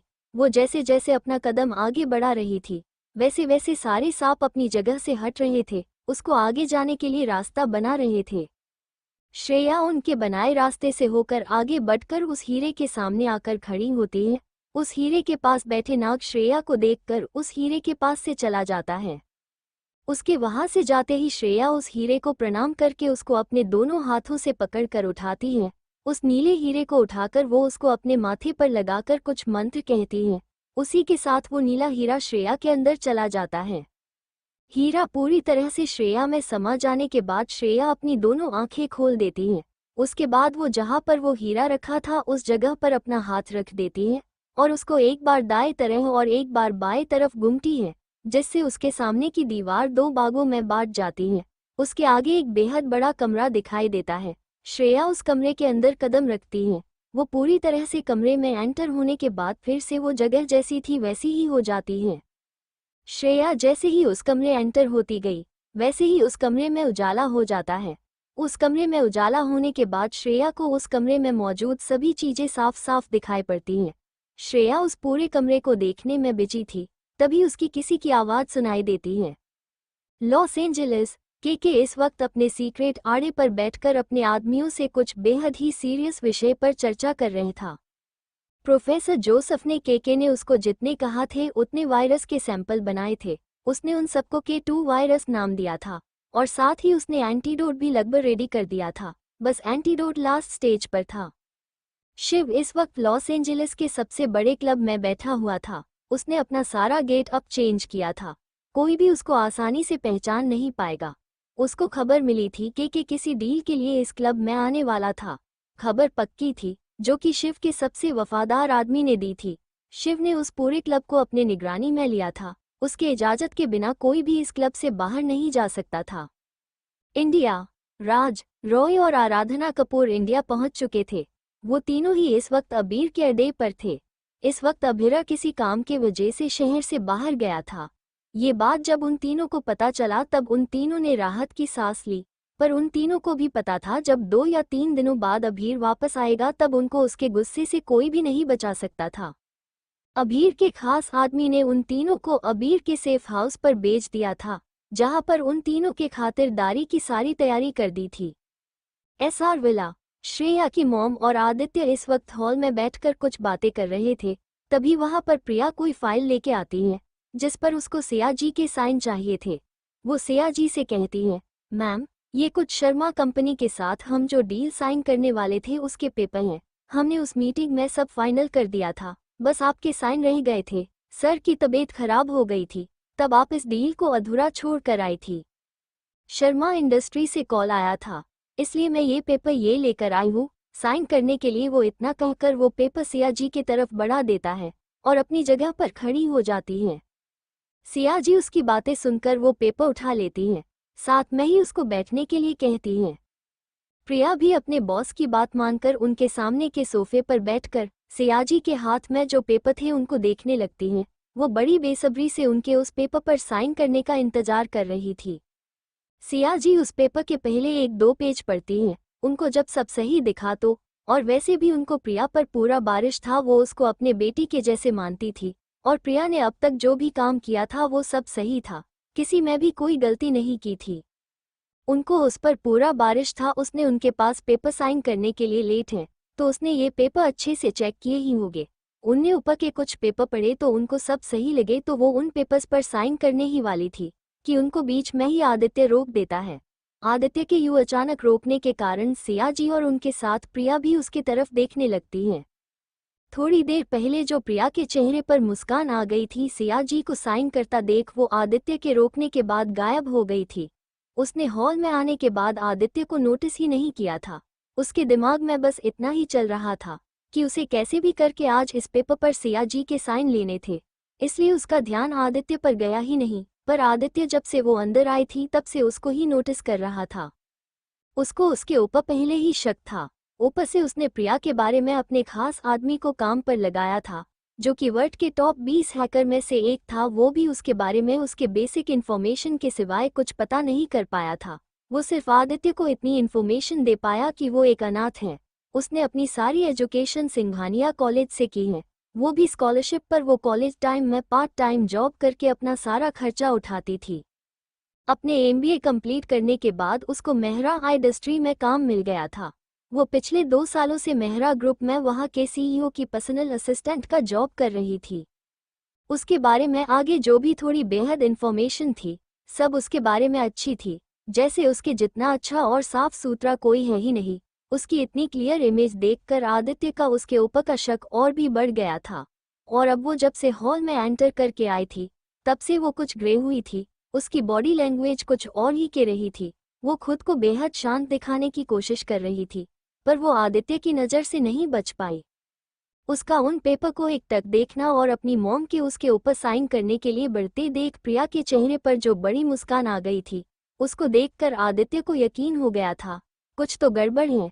इसलिए वो अपने फ़ोन से अपने असिस्टेंट अरुण के एक मैसेज करके शर्मा इंडस्ट्री के बारे में पता लगाने को कहकर अपनी मॉम को उस पेपर पर साइन करने के लिए रोकता है। उसके रोकने पर सिया जी उसके तरफ असमंजस से देखने लगती है और प्रिया भी उसके तरफ देखती है। ऊपर से देखने पर वो नॉर्मल ही लग रही थी, पर अंदर से वो बेहद डरी हुई थी। वो अपने मन में ही कहती है, ये यहाँ पर है, मैंने पहले इनको क्यों नहीं देखा? अगर पहले देखा होता तो मैं कभी इनके सामने मॉम से पेपर पर साइन नहीं लेती। ओह नो, इनको कुछ भी पता नहीं चलाना चाहिए। अगर इनकी नज़र उस बीच वाले पेपर्स पर पड़ी तो मेरे लिए कुछ भी अच्छा नहीं होगा। ओ गॉड, अब मैं क्या करूं? प्रिया मन ही मन में भगवान से प्रार्थना करने लगती है कि उसकी पोल न खुल जाए। वो इस वक्त खुद में ही बातें करने में व्यस्त थी। आदित्य उसको ही देख रहा था। उसके चेहरे पर आते जाते भाव वो आसानी से देख सकता था। प्रिया अपनी घबराहट छुपाने की और खुद को नॉर्मल दिखाने की बेहद कोशिश कर रही थी, पर वो ये सब करने में नाकामयाब हो रही थी। आदित्य ने उसकी घबराहट और उसके चेहरे पर आते जाते भाव देख लिए थे। वो एक नज़र उस पर डालकर अपनी मॉम की तरफ देखता है, जो कि अपनी सवाल भरी नज़र से उसको ही देख रहा थी। वो उनके तरफ देखकर उनसे कहता है, मॉम आप किस शर्मा कंपनी के साथ डील साइन करने वाली हो? आदित्य को सिया जी जवाब देने ही वाली थी कि तभी प्रिया बीच में ही कुछ कहती है, जिसे सुनकर सिया जी के चेहरे के भाव बदल जाते हैं। प्रिया बीच में ही आदित्य से कहती है, sorry sir but it's confidential. Mehra company और शर्मा कंपनी के बीच की डील है। जब तक ये पब्लिकली अनाउंस न हो तब तक आपको हम इस बारे में नहीं बता सकते। उसने बस इतना ही कहा था और वो आगे कुछ बोलने ही वाली थी कि सियाजी उसको बीच में ही रोककर गुस्से से कहती है, प्रिया तुम ये कैसी बातें कर रही हो? आदित्य ने अगर पूछ भी लिया तो उसमें हर्ज ही क्या है? उसको जानने का हक, वो मेरा बेटा है। आगे से जो भी बोली जबान संभल के। प्रिया तो सियाजी यानी कि अपनी बॉस की बात सुनकर शोक में ही चली गई थी। उसने आदित्य ने जब अपने बॉस को मॉम कहा था ये बात नहीं सुनी थी। उसकी पोल न खुल जाए इस हड़बड़ी में वो बिना आदित्य के बातों पर गौर किया उसके इतना कुछ कह चुकी थी। पर अब जब अपने बॉस के मुंह से आदित्य को अपना बेटा कहने पर उसे शोक लगा, पर वो जल्दी ही खुद को शोक से बाहर निकलकर नॉर्मल होकर अपनी बॉस और आदित्य से माफ़ी मांगती है और सियाजी से कहती है, मन मुझे नहीं पता था आदित्य सर आपके बेटे हैं, मैं फिर से एक बार सॉरी कहती हूँ। सियाजी भी उसे माफ़ करती है। उनको भी समझ आता है उसको आदित्य और उनके रिश्ते के बारे में कुछ पता नहीं था और वो फिर से एक बार प्रिया के मासूम चेहरे से धोखा खा गई थी। लेकिन आदित्य जो इतनी देर से प्रिया का ड्रामा देख रहा था, वो अपनी मॉम की तरफ देखकर उनसे कहता है, मॉम अगर आप रोहित शर्मा की शर्मा कंपनी के साथ डील करने वाली हैं तो आप इस पेपर साइन ना करें। वो बस इतना ही कह पाया। वो आगे कुछ बोलने ही वाला था कि प्रिया बीच में ही बोली, क्यों साइन ना करे डील? वो आगे कुछ बोलती तभी उसको अपने ऊपर किसी की नज़र महसूस हुई। वो उधर देखती है तो उसको आदित्य रॉय और अपनी बॉस को अपने तरफ ही देखती पती है। तब उसको समझ आता है कि उसने जल्दबाजी में क्या किया है। वो बात के संभालने के हेतु आगे कहती है, वो मेरा मतलब था, सब मीटिंग में सेटल हो गया है, उनकी डील भी अच्छी है, तो हम साइन क्यों ना करें ये डील? उसकी इस बात पर आदित्य उसकी तरफ देखकर अपनी कड़क आवाज के साथ कहता है, वो क्या है ना मिस प्रिया, आपने डील तो चेक की अच्छी भी है, पर आपने शर्मा कंपनी की फाइनेंशियल कंडीशन के बारे में शायद ही कुछ पता लगाया होगा। ये आपका काम था ना? क्या आपको पहले से ही पता है? और आप जानबूझकर मॉम से ये डील साइन करवाना चाहती हो। आदित्य की इस बात से प्रिया हड़बड़ा गई। ये बात तो सच थी, उसको शर्मा कंपनी के फाइनेंशियल कंडीशन के बारे में सब पहले से ही पता था। वो खुद के फायदे के लिए ये डील सियाजी से साइन करवा रही थी। वो अपनी सफाई में कुछ कहने ही वाली थी कि सियाजी उसकी हाथ दिखाकर चुप रहने के लिए कहती हैं। वो प्रिया को एक नज़र देखकर अपने बेटे आदित्य की तरफ देखकर उससे पूछती है, तुम जो भी कहना चाहते हो वो सब साफ साफ कहो। आदित्य अपनी मॉम की तरफ देखकर सीरियस फेस के साथ उनसे कहता है, रोहित शर्मा की कंपनी अभी बेहद ही लॉस में चल रही है। उनका पूरा फाइनेंस डगमगा गया है। वो कंपनी जल्दी ही बैंक कुरुप्त होने वाली है। वैसे तो इस बारे में अभी कोई न्यूज बाहर नहीं आई है, पर जल्द ही आ जाएंगी। अगर आप उनके साथ ये डील साइन करते हो तो आपको बेहद लॉस सहना करना पड़ेगा। अगर आप मेरी माने तो इस डील को कैंसिल कर दो। अच्छा हुआ कि आपने ये डील अभी तक साइन नहीं की। आदित्य के शर्मा इंडस्ट्री के बारे में इतनी सारी इन्फॉर्मेशन बताने के बाद सियाजी प्रिया की तरफ देखकर उससे कहती है, तुम शर्मा कंपनी में कॉल करके बताओ, हम उनके साथ ये डील साइन नहीं करेंगे, तुम जा सकती हो। प्रिया उनसे कुछ कहने ही वाली थी कि सियाजी उसकी जाने का इशारा करती हैं, तो वो मान मारकर अपने साथ लाए हुए पेपर्स लेकर वहां से चली जाती हैं। उसका चेहरा इस वक्त पूरा का पूरा गुस्से से लाल हुआ था। प्रिया के वहां से जाते ही सियाजी अपना फोन निकलकर अपने खास आदमी को कॉल करके कंपनी में जो भी गड़बड़ चालू है, ये जो कोई भी गद्दारी कर रहा है, उसको पुख्ते सबूत के साथ पकड़ने को कहती है। क्योंकि कोई भी डील साइन करने हो उससे पहले जिस कंपनी के साथ वो डील साइन करने हैं उसके बारे में सारी इन्फॉर्मेशन पहले कलेक्ट की जाती थी। और सियाजी के पास भी शर्मा कंपनी के साथ जो डील साइन करने थी उससे पहले उनके बारे में सारी इन्फॉर्मेशन थी, पर उसमें कुछ भी ऐसा नहीं था जैसे अभी उनको आदित्य ने बताया था। तो इस वजह उनको शक हो गया था, कोई तो है उनके कंपनी में ऐसा जो उनसे गद्दारी कर रहा है। उस आदमी को गद्दार को पकड़ने को कहकर वो किसी को मैसेज करके शर्मा कंपनी की पूरी हिस्ट्री मंगवाती है, उनकी प्रेजेंट कंडीशन भी। वो उसके बाद आदित्य की तरफ देखती है जो कि उनकी तरफ ही देख रहा था। वो उस कुछ कहती उससे पहले ही एक नर्स दौड़कर उनके पास आकर अपनी सांस कंट्रोल करती है, जो कि दौड़कर आने से बाद गई थी। उनसे कहती है, मैम सर वो पेशेंट की हालत फिर से खराब होने लगी है। उसका बस इतना ही कहना था कि सियाजी और आदित्य जल्दी से सेकंड फ्लोर की तरफ चल पड़े, उनके पीछे ही वो नर्स भी। USA hangout club, Los Angeles. Shiv इस वक्त उस क्लब में बने बार काउंटर के आगे बैठे था। वो बस ड्रिंक पीने की एक्टिंग कर रहा था। उसकी नज़र उस क्लब के गेट पर थी। वो के आने का इंतजार कर रहा था। थोड़े ही देर में उस क्लब में ढेर सारे ब्लैक कपड़े पहने हुए बॉडीगार्ड आते हैं। क्लब की सिक्योरिटी को अच्छे से चेक करने के बाद उनमें से 2 बॉडीगार्ड जाकर अपने बॉस को इन्फॉर्म करते हैं और बाकी के गार्ड उस क्लब में ही अपनी पोस्टन ले लेते हैं।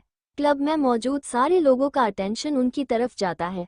उस क्लब के अंदर बॉडीगार्ड अलाउड नहीं थे और को भी उस क्लब में इस वक्त था सारे रिच फैमिली से ही बिलोंग करते थे। उन सब के साथ आए हुए बॉडीगार्ड भी इस वक्त उस क्लब के बाहर खड़े थे, उनको अंदर आने की परमिशन नहीं थी। वो सब यही सोच रहे थे कि ये कौन है जिसके बॉडीगार्ड को क्लब के अंदर आने की एंट्री मिली। वो ये सब सोच ही रही थे, तभी उनमें से ही एक आदमी आगे निकलकर उस क्लब के मैनेजर को पूछता है। ये भी एक रिच फैमिली का बेटा था जो हर रोज इस क्लब में आता था। उसके पूछने पर क्लब मैनेजर उसको बताता है कि ये क्लब का ऑनर है जिसके बॉडीगार्ड ये पर हैं और वो अपने किसी इम्पोर्टेंट काम के वजह से आज यहाँ पर आए हैं। वो बस इतना ही के पाया, वो आगे कुछ के पाता तभी उसे किसी का कॉल आता, वो वहाँ से चले गया। अब तक उस क्लब में मौजूद सभी को पता चल गया था किसके बॉडीगार्ड थे। वो सब भी फिर से अपने में गुंग हो जाते हैं। शिव बार काउंटर बैठा सब सुन और देख रहा था। उसको पता था ये किसके बॉडीगार्ड थे और ये पर क्यों आए हैं। वो अपना फ़ोन निकलकर अपने आदमियों को एक मैसेज सेंड करके अलर्ट कर देता है। जो 2 बॉडीगार्ड बाहर अपने बॉस को लाने गए थे वो थोड़ी ही देर में अपने बॉस के साथ उस क्लब में एंटर कर चुके थे। इस वक्त एक आदमी जो कि पूरा ब्लैक सूट में था, उसके चेहरे पर ब्लैक मास्क था, आंखों पर ब्लैक चश्मा था जिससे उसको पहचान पाना मुश्किल था। साथ में उसको कवर किए हुए उसके बेहद सारे बॉडीगार्ड थे, इसलिए कोई भी उसको अच्छे से देख नहीं पाया।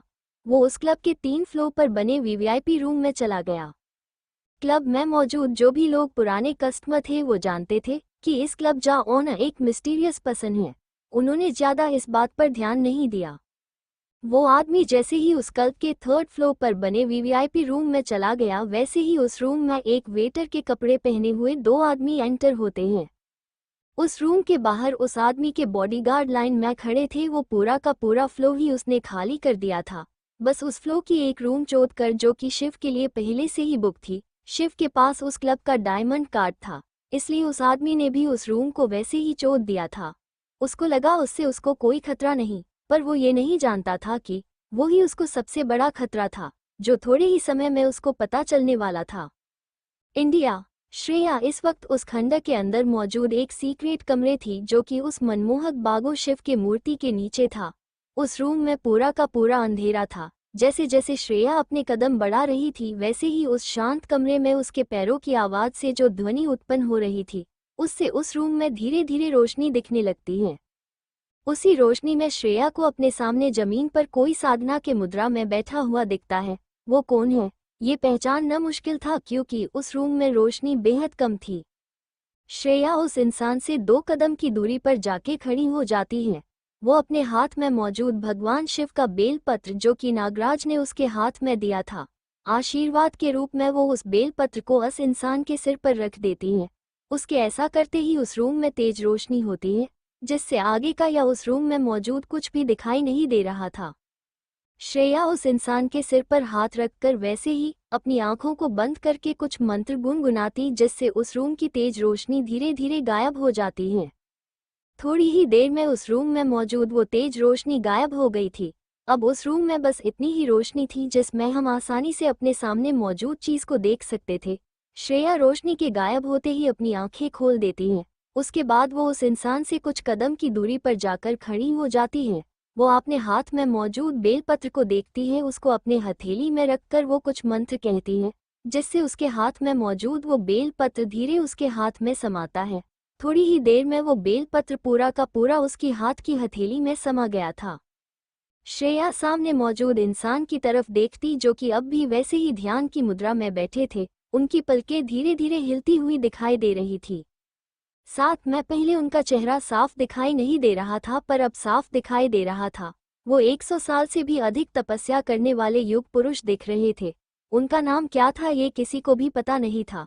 सब उनको बाबा कहकर पुकारते थे। वो इस जगह पर पिछले 70 सालों से थे। वो किसी का इंतजार कर रहे थे। उनके पास कोई चीज थी जो कि बेहद मूल्यवान थी। वो उसके असली मालिक के पास उनको सौंपना था, उसके बाद ही वो इस शरीर से मुक्ति पा सकते थे। बाबा धीरे धीरे अपनी आंखों को खोलते हैं। आंखें खोलकर वो अपने सामने मौजूद श्रेया को देखने की कोशिश करते हैं, क्योंकि उनको धुंधली दिखाई दे रही थी। वो 2-3 बार अपनी पलकें झपकाते हैं।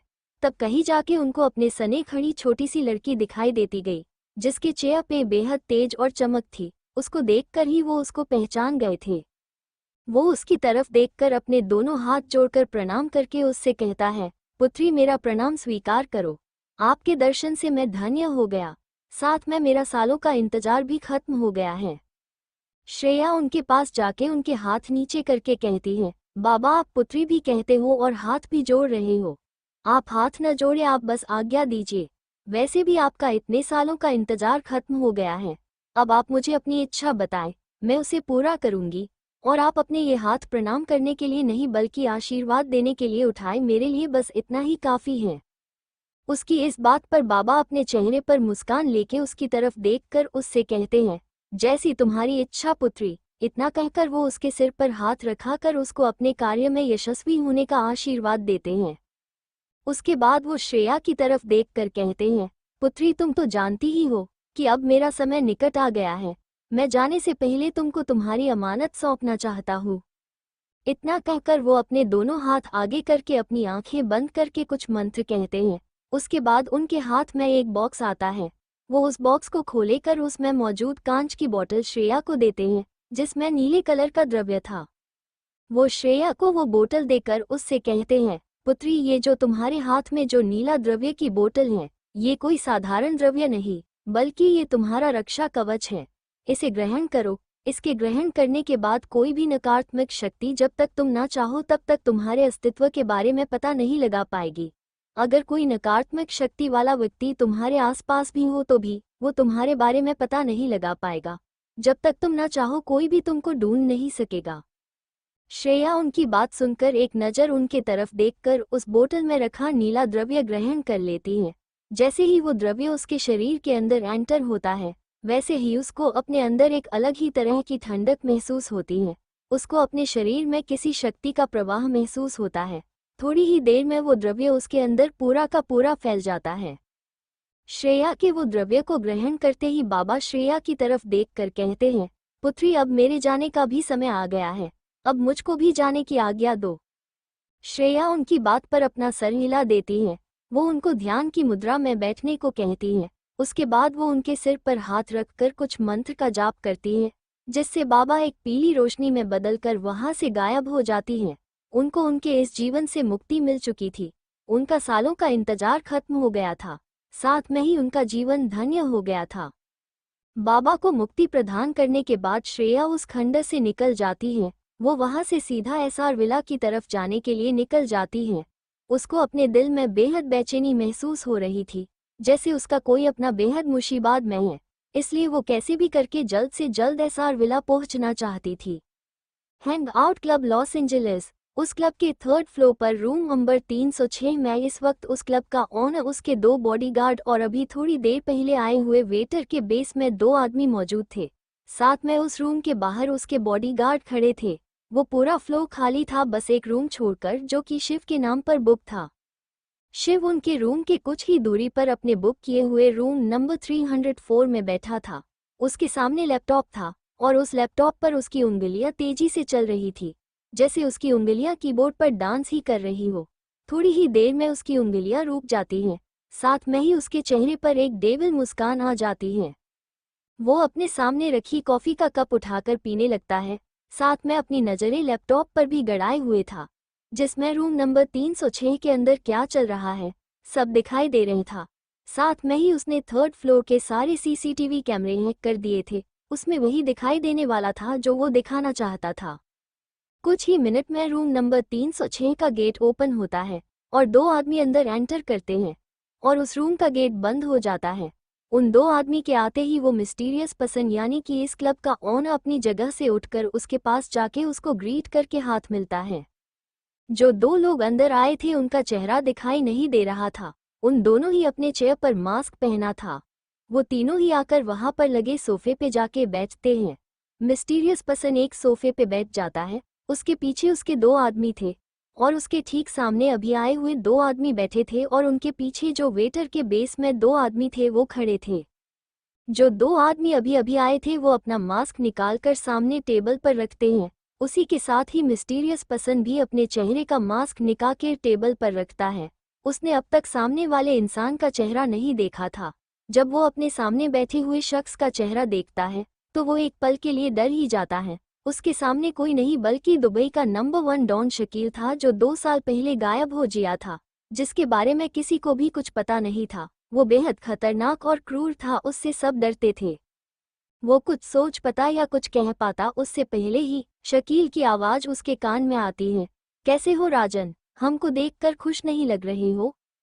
शकील आवाज़ से राजन अपनी सोच में बाहर आता है। राजन और कोई नहीं, वही मिस्टीरियस पर्सन और उस क्लब का ओनर है, जो कि क्लब के अड़ में बेहद सारे इल्लीगल काम करता था, पर आज तक उसके बारे में कोई भी पता नहीं लगा पाया था। राजन अपने आप को नॉर्मल करके अपने चेहरे पर जबरदस्ती की स्माइल लाकर शकील की तरफ देखकर कहता है, आप भी क्या बात कर रहे हो शकील भाई, मैं खुश क्यों नहीं होगा। आज मैं जो भी हूँ वो सब आपकी ही बदौलत है। वो तो 2 सालों से आपके बारे में कुछ भी खबर नहीं थी और आप अचानक ऐसे सामने आए, इसलिए बस, और कोई नहीं। शकील उसकी बात पर बस मुस्करा दिया। वो उसकी तरफ देखकर कहता है, राजनदील की बात करे, जिस पर राजन अपना सर हाँ में हिलाता है और अपने आदमियों को इशारा करता है। उसके आदमी उसका इशारा समझकर अपने साथ लाए हुए 2 सूटकेस सामने की टेबल और रख देते हैं और राजन के पीछे जाके खड़े हो जाते हैं। शकील एक बार उस सूटकेस को देखता है और फिर राजन को, उसके बाद वो अपने आदमियों को हाथ के इशारे से सूटकेस खोलने को कहता है। उसके आदमी आगे आके उस सूटकेस को खोल देते हैं।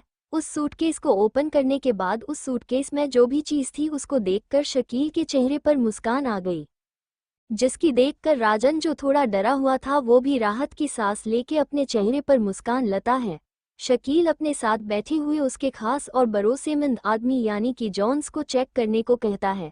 जॉन्स अपने बॉस की बात समझकर आगे बढ़कर उन 2 सूटकेस में मौजूद न्यू लेटेस्ट टेक्नोलॉजी से बनी गन और राइफल को अपने हाथ में लेके चेक करता है। जब उसको सब ठीक लगता है तो वो अपने बॉस की तरफ देखकर थम्स अप का साइन करता है, जिसके चलते शकील के चेहरे की स्माइल पहले से बड़ी हो जाती है।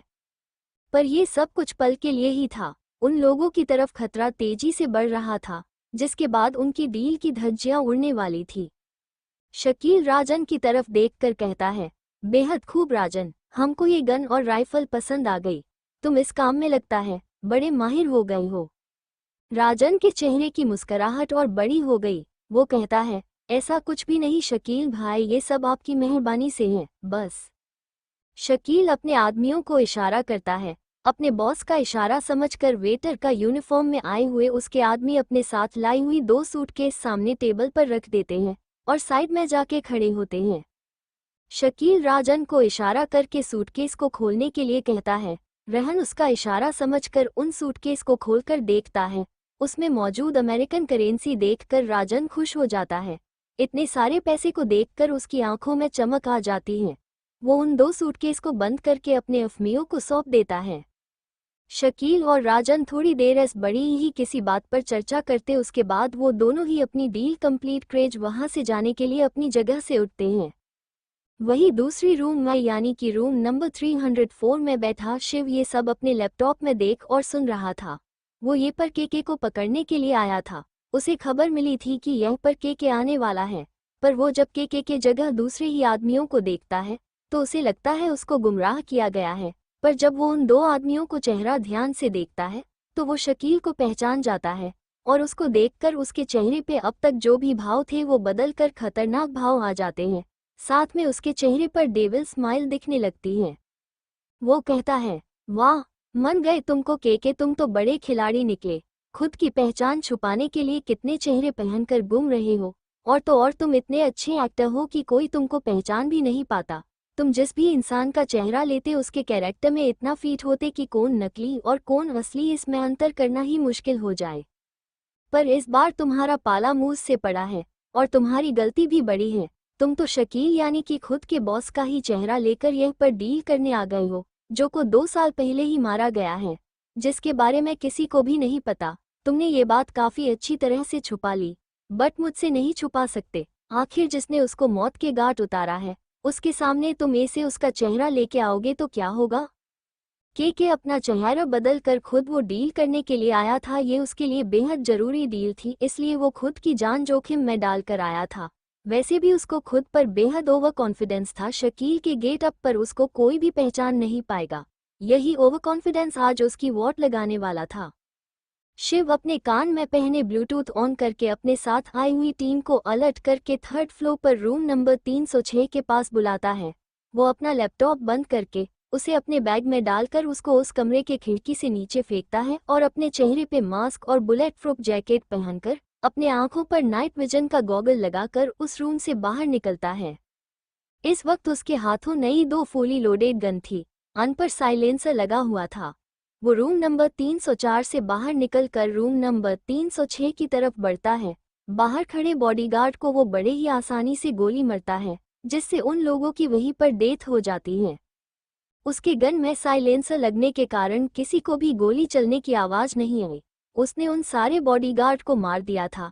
तब तक उसकी टीम भी वहां पर पहुंच चुकी थी। वो उनको इशारा करके धीरे धीरे उसके पीछे आने के लिए कहता है। वो सारे भी ट्रेन फाइटर थी। वो बिना किसी आवाज के आगे बढ़कर उस रूम नंबर 306 के आगे जाके खड़े हो जाते हैं। कुछ ही सेकंड में उस रूम को डोर ओपन होता है। उसमें से पहले 2 बॉडीगार्ड बाहर आते हैं। वो जैसे ही बाहर आकर बाहर की कंडीशन समझने की कोशिश कर रहे थे, तभी उनके सिर के बीचों बीच गोली आकर लगी और वो लोग वहीं पर मर गए। ये गोली किसी और ने नहीं बल्कि शिव ने चलाई थी।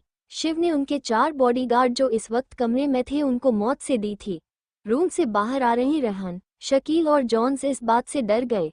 वो कुछ करते उससे पहले ही शिव की टीम ने उनके ऊपर गन तान दी थी। कोई कुछ करता उससे पहले ही शिव की टीम के सामने एक स्मोक का गोला आता। उसमें से स्मोक निकलने लगा जो पूरे उस फ्लोर पर फैल गया, जिससे आगे का कुछ भी दिखाई नहीं दे रहा था। शिव जल्दी से अपनी टीम को नीचे झुकने को कहता है। वहां पर गोलियां की आवाज आने लगती है। शिव ने उस वक्त जो नाइट विजन गॉगल पहना था उसमें से उसे इस स्मोक में भी सब दिख रहा था। उसने उस गॉगल को खुद ही मॉडिफाई किया था जिससे नाइट के साथ स्मोक में भी आगे का देखा जा सके। थोड़ी देर में उस जगह का सारा स्मोक हट गया था। शिव की टीम ने सामने देखा तो उनको सामने 2 लाशें दिखी। वो लाशें राजन और जॉन्स की थी। वहां पर के उर्फ शकील का कोई अता पता नहीं था, शायद वो भाग गया था। जब वो लोग अपने बॉस को देखने लगते तो उस जगह पर शिव कहीं भी नजर नहीं आता।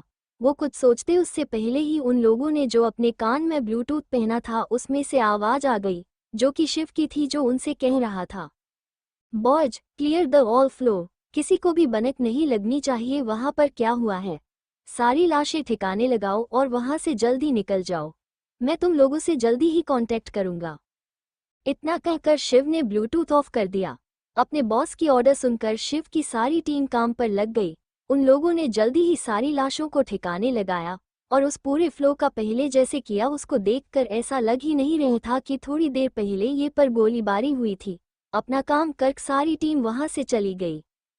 शिव इस वक्त उस क्लब के टॉप फ्लोर पर था। उसके सामने के खड़ा था शकील के बेस में। वो इस वक्त पूरे पसीने से भरा था। उसका ये पहली बार था कि किसी ने उसको पकड़ा था और वो किसी चीज में पहली बार फेल हो गया था। वो जो भी डील करने वाला था वो सारी बर्बाद हो गई थी। शिव ने वो राइफल और गन, साथ में ही पैसे के बैग भी जब्त कर लिए थे। साथ में ही के का वफादार साथी जोन्स भी मारा गया था। के इस वक्त बेहद ही गुस्से में था। वो शिव की तरफ देखकर कहता है, कौन हो तुम? तुमने आज जो भी कुछ किया है वो ठीक नहीं किया। इसका बदला मैं तुमसे लेकर ही रहूंगा। शिव उसकी बात सुनकर स्माइल करने लगा। उसने उससे कुछ भी नहीं कहा, वो बस उसको शांति से गुर रहा था। उसके गुरने से के को अपनी रीढ़ की हाड़ी में ठंडक महसूस हो रही थी। के खुद को नॉर्मल करके अपने हाथ में मौजूद घड़ी में एक बटन दबा देता है। उसके ये करते हुए शिव ने भी देख लिया था, पर उसने उसको ये सब करने से रोका नहीं, क्योंकि उसको के को अभी पकड़ना नहीं था। वो अपने कदम के की तरफ बढ़ा रहा था। उसका ऑरा इस वक्त बेहद ही खतरनाक और जानलेवा था। के तो पहले ही उसके देखने बार से डर गया था और अब इसे उसके पास आने से उसको पसीने आने लगे थे। वो पूरी तरह से टेरेस की रेलिंग से टिक कर खड़ा था। दूसरों को डराने वाला के आज अपने सामने खड़े उससे उम्र में छोटे आदमी से डर रहा था। ये सच में अजीब बात थी। शिव के पास आकर उसके गर्दन में हाथ डालता है। के इसके लिए बिल्कुल भी तैयार नहीं था। एक तो वो पहले से ही टेरेस पर भाग के आने से थक गया था, ऊपर से शिव खतरनाक और उसको डराने पर मजबूर कर रहा था। शिव ने उसके गर्दन पर हाथ डालता उसने अपनी एक उंगली स्ट्रेट की, उसमें एक सुई आ गई। उसने उस सुई को के गर्दन में घुसा दिया। उससे के को किसी चींटी काटने से जितना दर्द होता है वैसा ही दर्द हुआ। वो सुई बेहद ही छोटी थी। के को इस बारे में पता भी नहीं चला। वो शिव के खुद के इतने करीब देखकर ही डर गया था। शिव ने उस सुई को उसके गर्दन में घुसा कर अपना हाथ उसके गर्दन से निकल दिया और अपने दूसरे हाथ में मौजूद गन उसके सिर पर तान दी और के की तरफ देखकर अपने चेहरे पर डेविल स्माइल लाकर उससे कहता है, के तो डर गया, वो भी इतनी जल्दी। इसका मतलब तुमको भी मरने से डर लगता है। Not bad, not bad. Shiv का बस इतना ही कहना था कि के उसकी तरफ हैरानी से देखता है। उसकी हैरानी बारी नज़र को देखकर शिव कहता है, क्या हुआ? तुम यही सोच रहे हो ना मुझे तुम्हारे बारे में कैसे पता चला? तुमने तो शकील का इतने अच्छे से गेटअप लिया हुआ है ना? के हाँ, मैं अपना सिर हिला देता है, पर शिव उसको कुछ नहीं बताता। आसमान में हेलीकॉप्टर की आवाज आने लगती है, जिसे सुन के चेहरे पर स्माइल आती है, पर उसे वो आसानी से छुपा लेता है। शिव भी वो स्माइल देख लेता है पर उससे कुछ नहीं कहता, बल्कि उसको ऐसा दिखता है कि वो उसके सवाल का जवाब देने वाला है। वो उसे 4 कदम की दूरी पर खड़ा हो जाता है। के शिव की तरफ देखता है। इस वक्त उसके चेहरे पर डर का कोई निशान नहीं था। वो मुस्कराते हुए शिव की तरफ देख रहा था। हेलीकॉप्टर की आवाज पास से सुनाई देती है, जो कि उस क्लब के ऊपर घूम रहा था, जिससे वहां पर तेज हवाएं चल रही थी। शिव सब देख और समझ रहा था, पर वो ऐसा दिखा रहा था जैसे वो शौक है, उसके कुछ समझ ही नहीं आ रहा है। हेलीकॉप्टर के पास आकर उसको अंदर लेके वहां से टर्न मरता है। शिव अपने हाथ में मौजूद गन की सारी गोलियां के तरफ मरता है। शिव ने के पर शूट की हुए 5 गोलियों में से उसको 2 गोलियां लगी थी। एक उसके कंधे को छू कर गई थी और दूसरी उसके पैर में लगी थी। वो हेलीकॉप्टर वहां से जाने के बाद शिव के चेहरे पर एक मिस्टीरियस स्माइल आ जाती है। वो उस क्लब के टेरेस से नीचे उतरकर अपनी बैग लेता है जो उसने अपने रूम से नीचे फेंकी थी, उसको उठाकर वहां से गायब ही जाता है। उस क्लब में किसी को भी अभी थोड़ी देर पहले वहां पर क्या हुआ उस बारे में भनक तक नहीं लगी थी। शिव वहां से सीधा अपने पर्सनल विला आ जाता है। वहां आकर वो अपनी स्टडी रूम में चला जाता है। स्टडी रूम में आकर अपने स्टडी रूम में लगी बड़ी पेंटिंग के आगे जाके खड़ा हो जाता है। वो उस पेंटिंग की थोड़ी देर घूरता है, फिर उस पेंटिंग के साइड में बने के ब्लैक डॉट पर क्लिक करता है, जिससे वो पेंटिंग 2 भागों में डिवाइड होती है और उसके पीछे एक डोर दिखाई देता है। शिव उस डोर को की से खोलकर अंदर चला जाता है। उसके अंदर जाते ही फर्ज वो डोर और पेंटिंग पहली जैसी हो जाती है। शिव इस वक्त जगह पर खड़ा था, वहां पर चारों तरफ अंधेरा था, वहां पर कुछ भी साफ दिखाई नहीं दे रहा था। शिव 2 बार क्लैप करता है, उससे उस रूम में रोशनी हो जाती है। अब उस रूम में मौजूद सभी चीजें आसानी से देखी जा सकती थी। उस रूम में बड़े बड़े हाईली एडवांस टेक्नोलॉजी से बने कंप्यूटर लगे थे। वो पूरी रूम कंप्यूटर से भरी पड़ी थी। कुछ कंप्यूटर पर सीसीटीवी फुटेज दिखाई दे रही थी, जिसमें केके का पहले लैब की फुटेज थी। लॉस एंजलिस के सारे रोड की लाइव सीसीटीवी फुटेज थी। उसकी साथ में बेहद सारे इल्लीगल काम जहां पर चलते थे, पब, क्लब, बार की, वहां पर लाइव सीसीटीवी फुटेज चल रही थी। वो पूरे क्लब और बार फेमस थे।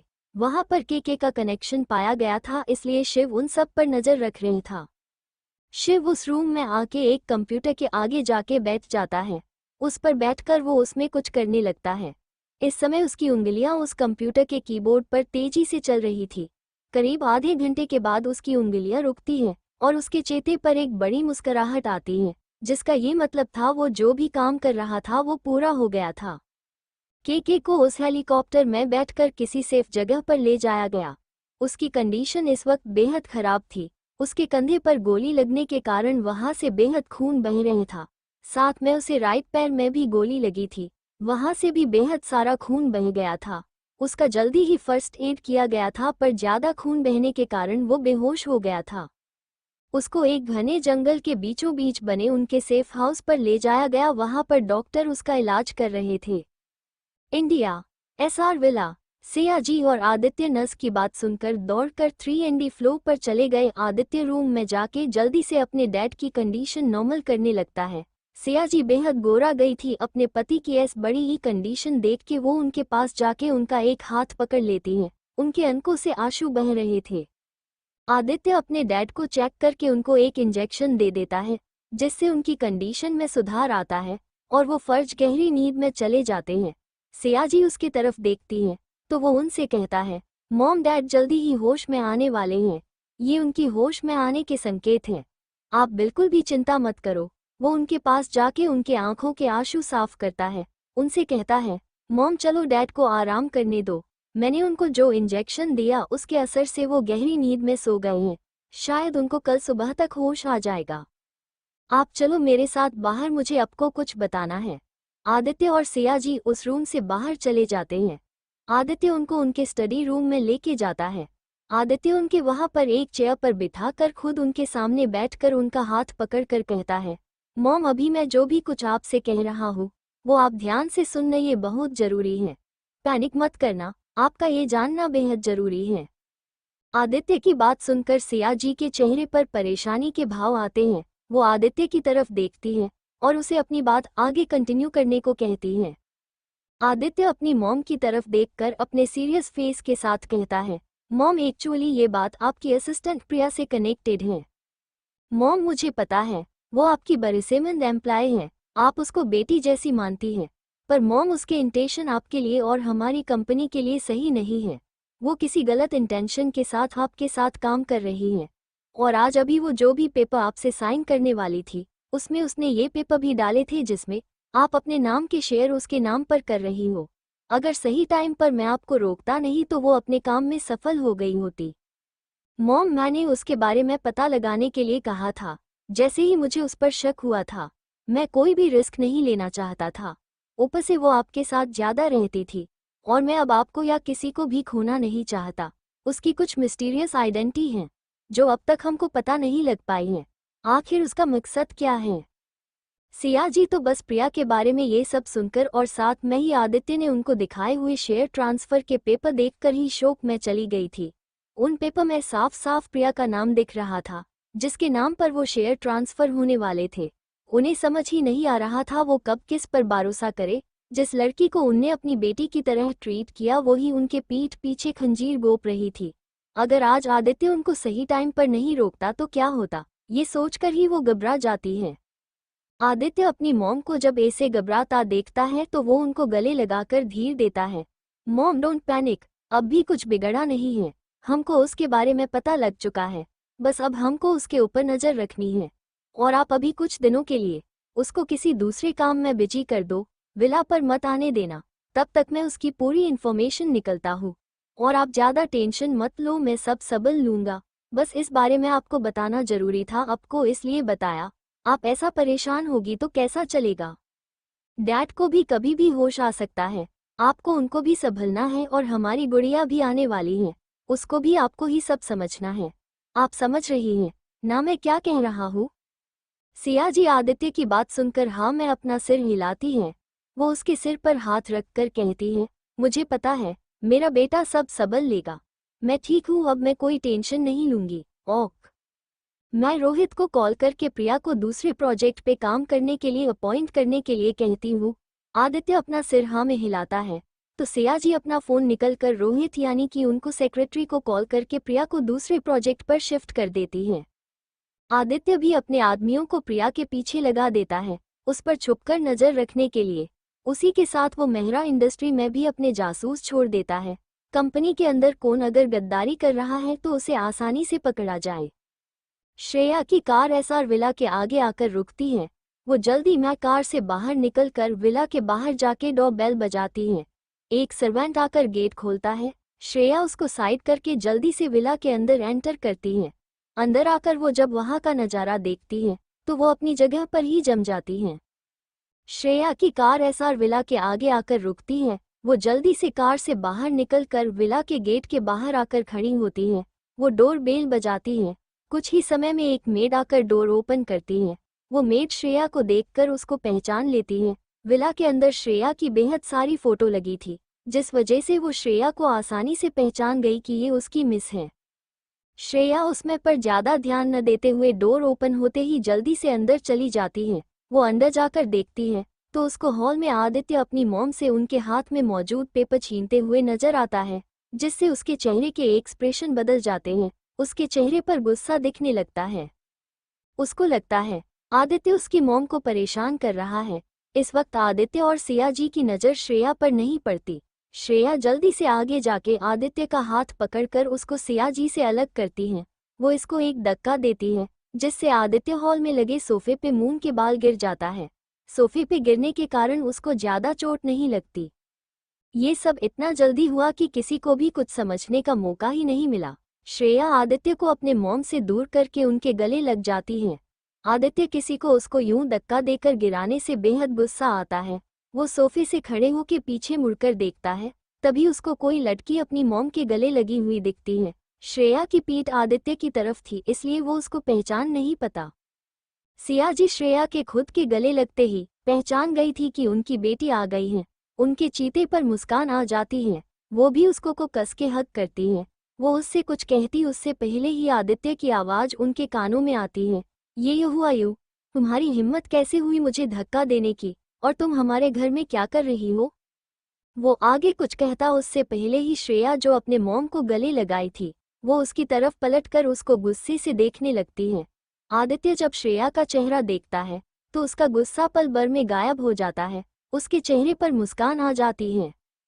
श्रेया आदित्य की तरफ देखकर अपनी गुस्से बारी आवाज के साथ कहती है, तुम मेरे घर में खड़े होकर मुझे ही कह रही हो कि मैं कौन हूँ, और तुम्हारी हिम्मत कैसी हुई मेरे मॉम को परेशान करने की, तुम उनके हाथ से पेपर क्यों छीन रहे थे। आदित्य श्रेया की गुस्से बारी आवाज से होश में आ जाता है। वो अपनी प्यारी गुड़िया के गुस्से से फूले हुए गाल देखकर मुस्करा देता है। उसे श्रेया इस वक्त गुस्से से फूले हुए लाल गालों के साथ बेहद प्यारी लग रही थी। श्रेया जब अपने सामने खड़े इंसान को अपनी बायों का जवाब न देता देख उसको खुद पर हंस देख और भी गुस्सा हो जाती है। गुस्से के कारण उसके गाल और लाल हो जाते हैं। साथ में नाक भी। वो इस वक्त बेहद क्यूट लग रही थी। वो आदित्य की तरफ देखकर कहती है, यू मिस्टर, तुम पागल हो क्या? मैंने ऐसा कौन सा जोक मारा जो तुम पागलों की तरह हंस रहे हो? मैंने तुमसे कुछ पूछा है, उसका जवाब दो, और ये अपने दांत दिखाना बंद कर दो। यहाँ पर क्लोज अप की ऐड नहीं चल रही है। आदित्य जो इतनी देर से स्माइल कर रहा था वो श्रेया की बात सुनकर हंसना बंद कर देता है। श्रेया की तरफ देखकर अपने मासूम एक्सप्रेशन के साथ कहता है, तुमने कोई जोक नहीं माता, मैं तो इसलिए स्माइल कर रहा हूँ। तुम गुस्से में अपने फुलके हुए लाल गाल और नाक के साथ बेहद क्यूट लग रही हो, इसलिए मेरे चेहरे पर तुमको देखकर अपने आप स्माइल आ गई। मैं कोई पागल नहीं हूँ। श्रेया तो आदित्य के कहने पर कि वो गुस्से से अपने फूले हुए लाल गाल और लाल नाक के साथ क्यूट लग रही है, बीहू अपने गालों पर हाथ रख देती है। वो आदित्य की तरफ देखकर उससे कुछ कहने ही वाली थी कि तभी आदित्य की आवाज उसके कान में पड़ती है। को उससे कह रहा था, वैसे मैंने तुमसे अपना इंट्रोडक्शन ही नहीं करवाया। आदित्य अपना हाथ आगे बढ़ाकर उससे कहता है, my self Aditya Roy, CEO of Roy industry. Shreya उसका आगे बढ़ाया हुआ हाथ देखकर उसको इग्नोर करके उससे कहती है, तुम कोई भी वो, मुझे उससे क्या? तुम मेरे घर में क्या कर रही हो? निकलो ये से, मेरे माँ को परेशान कर रहे हो। आदित्य श्रेयाओं के इग्नोर करने के बाद अपना बढ़ाया हुआ हाथ पीछे कर देता है, पर अपनी जगह से हटता नहीं। वो इस कुछ कहने ही वाला होता है कि श्रेया आगे बढ़कर उसका हाथ पकड़ उसको डोर की तरफ ले जाने लगती है। श्रेया की मॉम जो कब से उन दोनों की बहस देख रही थी, वो जब श्रेया को आदित्य को घर से बाहर निकलता देख वो आगे बढ़कर श्रेया के आगे जाके खड़ी हो जाती है। श्रेया अचानक अपनी मॉम के अपने आगे खड़े होकर उसको रोकने से उनकी तरफ देखने लगती है। सियाजी श्रेया को अपनी तरफ कंफ्यूजन से देखती देखकर वो उसके हाथ से आदित्य का हाथ छुड़ाकर उसका और आदित्य दोनों का हाथ पकड़कर उन लोगों को सोफे पे जाके बिताती है। श्रेया उनकी इस हरकत पर उनकी तरफ देखकर कहती है, मॉम अपने इसको क्यों ये पर बिठाया, इसको घर से बाहर निकालो। सियाजी श्रेया की तरफ देखकर कहती है, श्रेया ऐसे बात करते हैं क्या? बड़ों से वो वापसे बड़े हैं। श्रेया आगे कुछ कहने ही वाली थी कि श्रेया जी उसको हाथ दिखाकर रोक देती हैं। वो श्रेया के पास जाके बैठ जाती है। आदित्य ठीक उन दोनों के सामने बैठकर अपनी मॉम और बहन को देख रहा था। उसको पता था उसकी मॉम उसकी प्यारी बहन को उसके बारे में बताने वाली थी, तो वो शांति से बैठकर अपनी मॉम और बहन को देखने लगता है। वो बाहर से दिखने में ही शांत लग रहा था, पर वो अंदर से बेचैन था। उसको ये डर लग रहा था कि अगर उसकी प्यारी बहन ने उसको अपना भाई मानने से मना कर दिया तो, पर वो अपना ये ख्याल जातक कर खुद को तसल्ली देता है कि ऐसा कुछ नहीं होगा, उसकी बहन उसको जरूर अपनाएगी, फिर उसकी भी सबकी तरह एक प्यारी सी फैमिली होगी जिसमें वो सब प्यार से रहेंगे। सिया जी अपने एक हाथ से प्यार से श्रेया के सिर को सहलाती है और दूसरे हाथ में श्रेया का हाथ पकड़ती है और उसकी तरफ देखकर उससे कहती है, श्रेया अभी जो मॉम आपको बताने जा रही है वो ध्यान से सुनना, फिर कोई डिसीजन लेना। वो इतना कहकर चुप होकर श्रेया की तरफ देखने लगती है, क्योंकि अपनी मॉम की तरफ ही अपने मन ढेरों सवाल लिए देख रही थी। श्रेया अब तक ये बात तो समझ चुकी थी कि उसकी मॉम उससे कुछ इम्पोर्टेंट बात करने वाली थी, जो कि सामने बैठे इंसान से जुड़ी थी और शायद उस आदमी से भी जिसे उसने अपने आंखों के सामने उस दृश्य में देखा था। सिया जी जब श्रेया को अपने ही ख्यालों में गुम देखती है तो वो उसको हिलाती और कहती है, कहाँ खो गई बेटा आप, क्या हुआ? श्रेया अपनी मॉम के ऐसे उसको हिलाने से अपने सोच से बाहर आकर अपनी मॉम की तरफ देखकर कहती है, कुछ नहीं मॉम, आप कुछ कह रही थी, कहो ना, मैं सुन रही हूँ। सिया जी श्रेया के हाथ को अपने हाथ में मजबूती से पकड़कर एक बार आदित्य की तरफ देखती है, जो कि यूनी की तरफ देख रहा था। वो जब अपनी मॉम को अपनी तरफ देखता पाता है तो वो समझ जाता है कि उसकी मॉम नर्वस हो रही है, तो वो अपनी आंखों के इशारे से सब ठीक है, आप चिंता मत करो, सब ठीक हो जाएगा, ऐसा इशारा करता है, जिससे सिया जी को थोड़ा हौसला मिलता है। श्रेया भी ये सब देख चुकी थी, उसको भी कुछ कुछ समझ आ रहा था, पर उसको पक्का कुछ पता नहीं था। वो जब घर में एंटर की थी तब उसने आदित्य का चेहरा अच्छे से देखा नहीं था, पर अभी जब वो उसके सामने था तो वो उसका चेहरा साफ देख सकती थी, जो कि उसको काफी हद तक अपनी मॉम से मिलता जुलता नजर आता है, और उसको आदित्य से अपनेपन का एहसास भी हो रहा था। वो ये सब सोच ही रही थी, उसके कान में अपनी मॉम की आवाज आती है, जो कि उससे कह रही थी, श्रेया मेरी बच्ची, मेरी बात ध्यान से सुनना, ये जो तुम्हारे सामने बैठा है ना, सिया जी आदित्य की तरफ इशारा करते हुए उससे कहती है, ये कोई मुझे परेशान नहीं कर रहा था। वो तो मैं ही काम कर रही थी ऑफिस का जिसे वो करने से मना कर रहा था और मुझे आराम करने के लिए कह रहा था, इसलिए ही वो मेरे हाथ से वो डॉक्यूमेंट छीन रहा था। और उसी टाइम पर तुम आ गई और तुमको लगा ये मुझसे बदतमीजी कर रहा है, मुझे परेशान कर रहा है, पर ऐस बड़ी ही कोई बात नहीं। इतना कहकर वो एक गहरी सांस लेके श्रेया की तरफ देखकर कहती है, मुझे तुमको और एक इम्पोर्टेंट बात बतानी जिसका तुमको जानना बेहद जरूरी है। मैंने तुमको इस बारे में कभी कुछ नहीं बताया। तुम बचपन में मुझसे पूछती थी ना मेरे डैड कहाँ है, वो मुझसे मिलने क्यों नहीं आते, और बाकी की लड़कियों को अपनी भाई के साथ देखकर कहती थी ना कि माँ मुझे भी भाई चाहिए, मेरा भाई कहाँ है। पर मैं तुमको डांट कर चुप करा देती थी, और जैसे जैसे तुम बड़ी हो गई तुम सब समझ गई और तुमने मुझसे सवाल करने बंद कर दे दिए। अपनी मॉम की बातें सुनकर श्रेया की आंखों नाम ही गई थी, जिसको उसने बड़ी आसानी से छुपा लिया था। पर ये बात आदित्य की नज़रों से नहीं बच पाई। वो कब से अपनी माँ और बहन की तरफ देखकर उनकी बातें सुन रहा था, और जब अपनी मॉम को और बहन को इमोशनल होते देखा तो उसकी आंखें भी नम हो गई थी। उसने अपनी छोटी बहन को अपने आंखों के आंसू भी बड़ी आसानी से छुपाते हुए देख लिया था।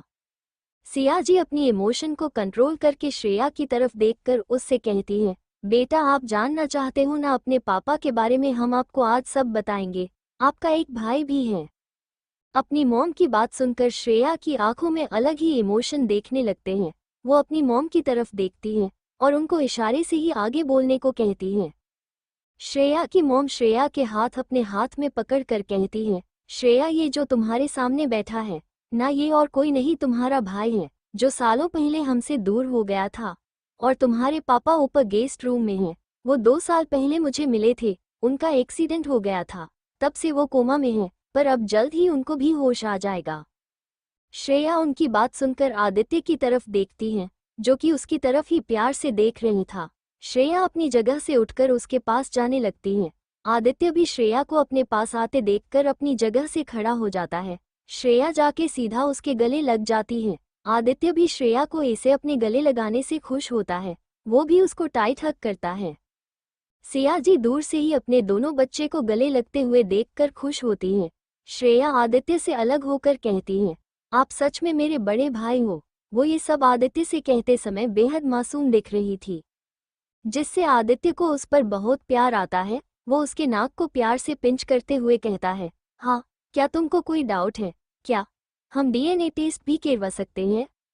आदित्य की बात पर श्रेया कहती है, मुझे डाउट नहीं है, माँ ने कहा है तो आप ही मेरे भाई हो। मॉम कभी गलत नहीं हो सकती हैं, पर मैं आपसे बेहद नाराज हूँ।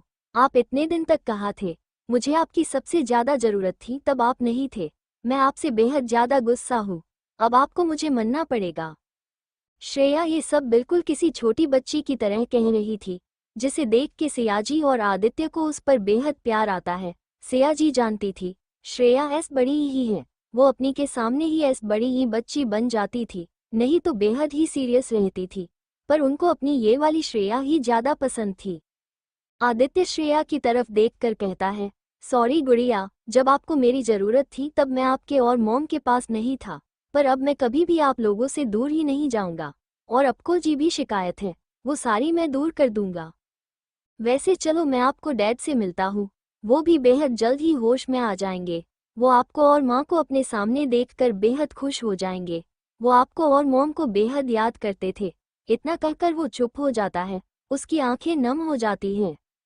श्रेया अपने भाई का हाथ थाम लेती है और अपने आंखों से ही सब ठीक हो जाएंगे ऐसा दिलासा दे देती है।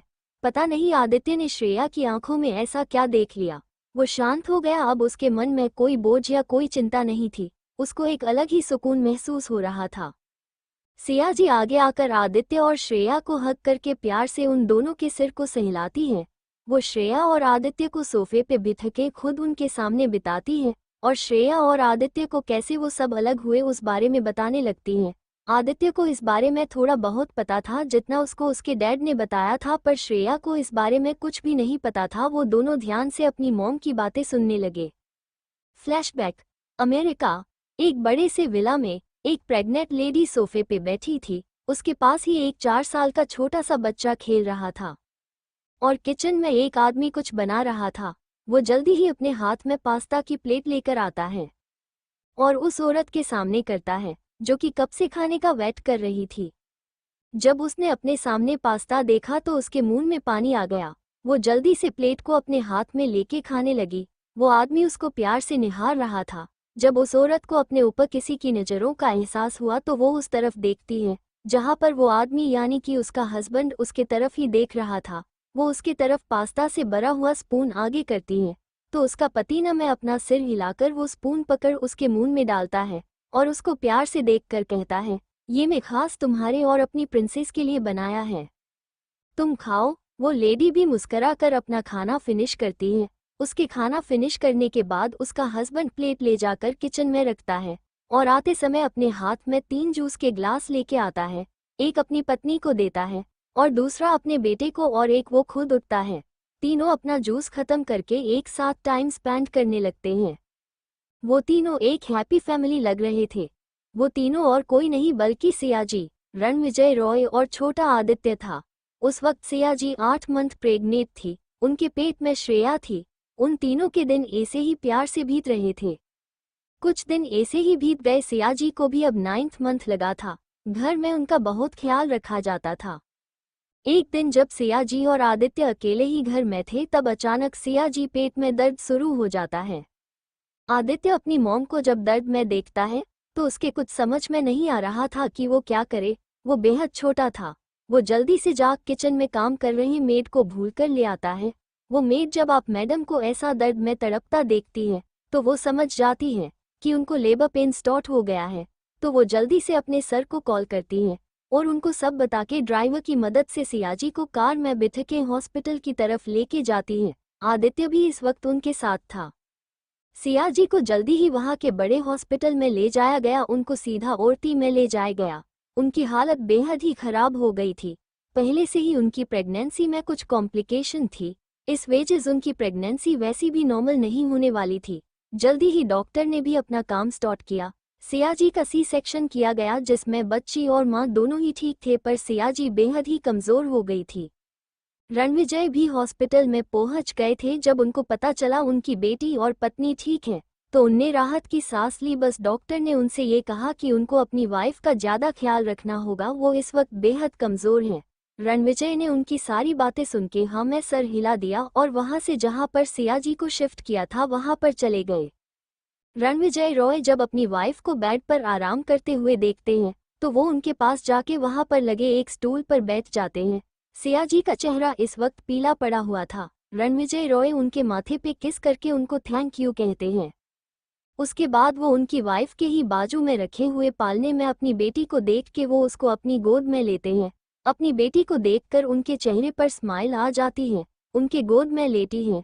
वो छोटी सी गुड़िया अपने पापा की तरफ देखकर स्माइल करने लगती है, जिसे देख रणविजय रॉय के चेहरे पर भी अपने आप स्माइल आ जाती है। वो अपनी बेटी को प्यार करने लगते, उसके साथ खेलते हैं। तभी वहां पर आदित्य अपनी नैनी के साथ आता है। वो जब अपने डैड के हाथ में छोटी सी बच्ची को देखता है तो वो अपने डैड के पास जाके कहता है, डैड क्या ये मेरी गुड़िया है?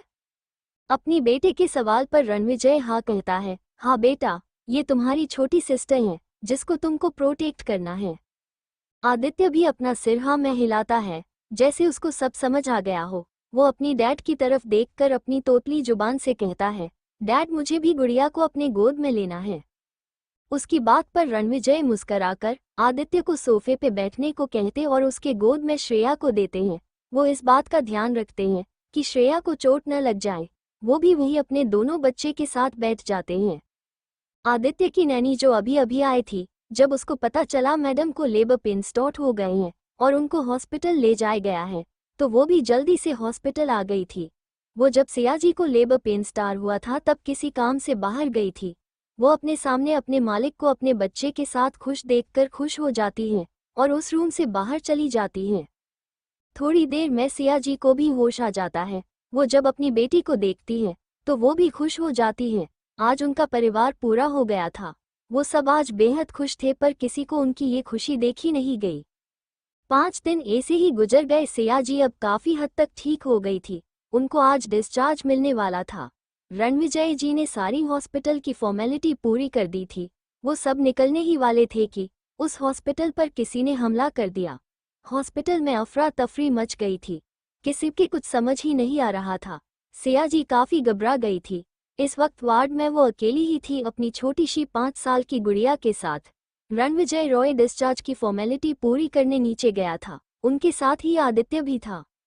जब हॉस्पिटल पर हमला हुआ तो वो भी काफी गोरा गए थे। वो जल्दी से आदित्य को अपनी गोद में लेके अपनी वाइफ की तरफ जाने लगे, पर तभी वो हॉस्पिटल बिल्डिंग में ब्लास्ट हो गया, जिस वजह से सब डर के मारे एग्जिट की तरफ भागने लगे। फायर ब्रिगेड वालों ने जल्दी से हॉस्पिटल के लोगों को बाहर निकलना शुरू कर दिया था।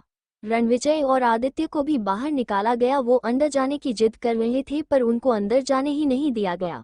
वो बिल्डिंग आधी से ज्यादा आग के लपेट में आ गई थी। रेस्क्यू का काम चालू था, तभी उस बिल्डिंग में और एक ब्लास्ट हो गया और वो हॉस्पिटल की बिल्डिंग रेत की तरह नीचे गिर गई, जिसको देखकर रणविजय जी को धक्का लगा, पर वो ऐसे हर नहीं सकते थे। उनके पास अभी भी आदित्य था। वो ये सब देखकर डर गया था। वो कब से रोए जा रहा था, अपनी बहन और माँ को पुकार रहा था। रणविजय खुद को सबल कर आदित्य को वहां से लेके चले गए। साथ में ही अपने बॉडीगार्ड को अपनी वाइफ और बेटी को ढूंढने को कहा। वहां मौजूद ऑफिसर ने सबको मारा हुआ घोषित कर दिया था, क्योंकि उस हॉस्पिटल के मलबे से जो भी लोग वो बाहर निकल रहे थे वो सारे मारे हुए ही थे। ऊपर से उनको पहचान पाना भी मुश्किल था। रणविजय ने अपनी बेटी और वाइफ की मौत को मानने से इनकार कर दिया जब तक उनकी लाश उनको नहीं मिल जाती है। उनको इस विला में अपनी बेटी और वाइफ की याद आती थी और आदित्य की भी हालात ठीक नहीं थे, तो वो उस विला को छोड़ देते हैं। वो वहां से जा ही रहे थे कि तभी उनका एक कार से एक्सीडेंट हो जाता है, पर वो उस एक्सीडेंट में जिंदा बचे थे। पर उनको जब पता चला ये उनकी दुश्मन की चल है, तो उनने उनको ऐसा दिखाया कि उनकी उस एक्सीडेंट में मौत हो गई है और वो वहां से आदित्य को लेके एक शांत जगह पर चले गए। पर यूनान सिया जी और श्रेया के बारे में पता लगाना नहीं छोड़ा। उनने अपने पुराने विला में भी अपने आदमियों को रखा था, अगर उनकी वाइफ वहां पर आ जाए तो उनको पता लग सके। सिया जी उस हॉस्पिटल की बिल्डिंग में ब्लास्ट होने से पहले ही वहां से बच के निकल गई थी, पर उनको कुछ चोटें आ गई थी जिससे उनकी हालत खराब हो गई थी। पहले ही वो कमजोर थी, अब और हो गई थी। वो वहां से एक सैफ जग पर जाके रुकी थी। वो जब ठीक हुई तब अपने पति पास जाने ही वाली थी, उनको सारी सच्चाई बताने वाली थी कि इसके पीछे किसका हाथ है। पर जब वो वहां पर गई तो उसने अपने ही आंखों के सामने अपने पति और बच्चे का एक्सीडेंट होते हुए देखा, और जब उनको पता चला उन दोनों की डेथ हो गई है, उनकी लाश भी नहीं मिली। वो पूरी तरह से टूट चुकी थी। वो भी खुद को खत्म करना चाहती थी, पर वो ऐसा नहीं कर सकती थी। वो श्रेया के मासूम चेहरे को देखती है और उसको अपने गले लगा लेती है। वो जानती थी जिसने भी ये सब किया है, अगर उसको उनके जिंदा होने की खबर मिली तो वो उसे और श्रेया को भी मर देंगे। उनको अपनी फिक्र नहीं थी पर अपनी बच्ची को थी, इसलिए वो वहां से इंडिया चली आई। To be continued in a next video. ऐसी और स्टोरी सुनने के लिए मेरे चैनल को सब्सक्राइब कीजिए ताकि आप कोई न्यू स्टोरी मिस ना कर दे। Bye bye.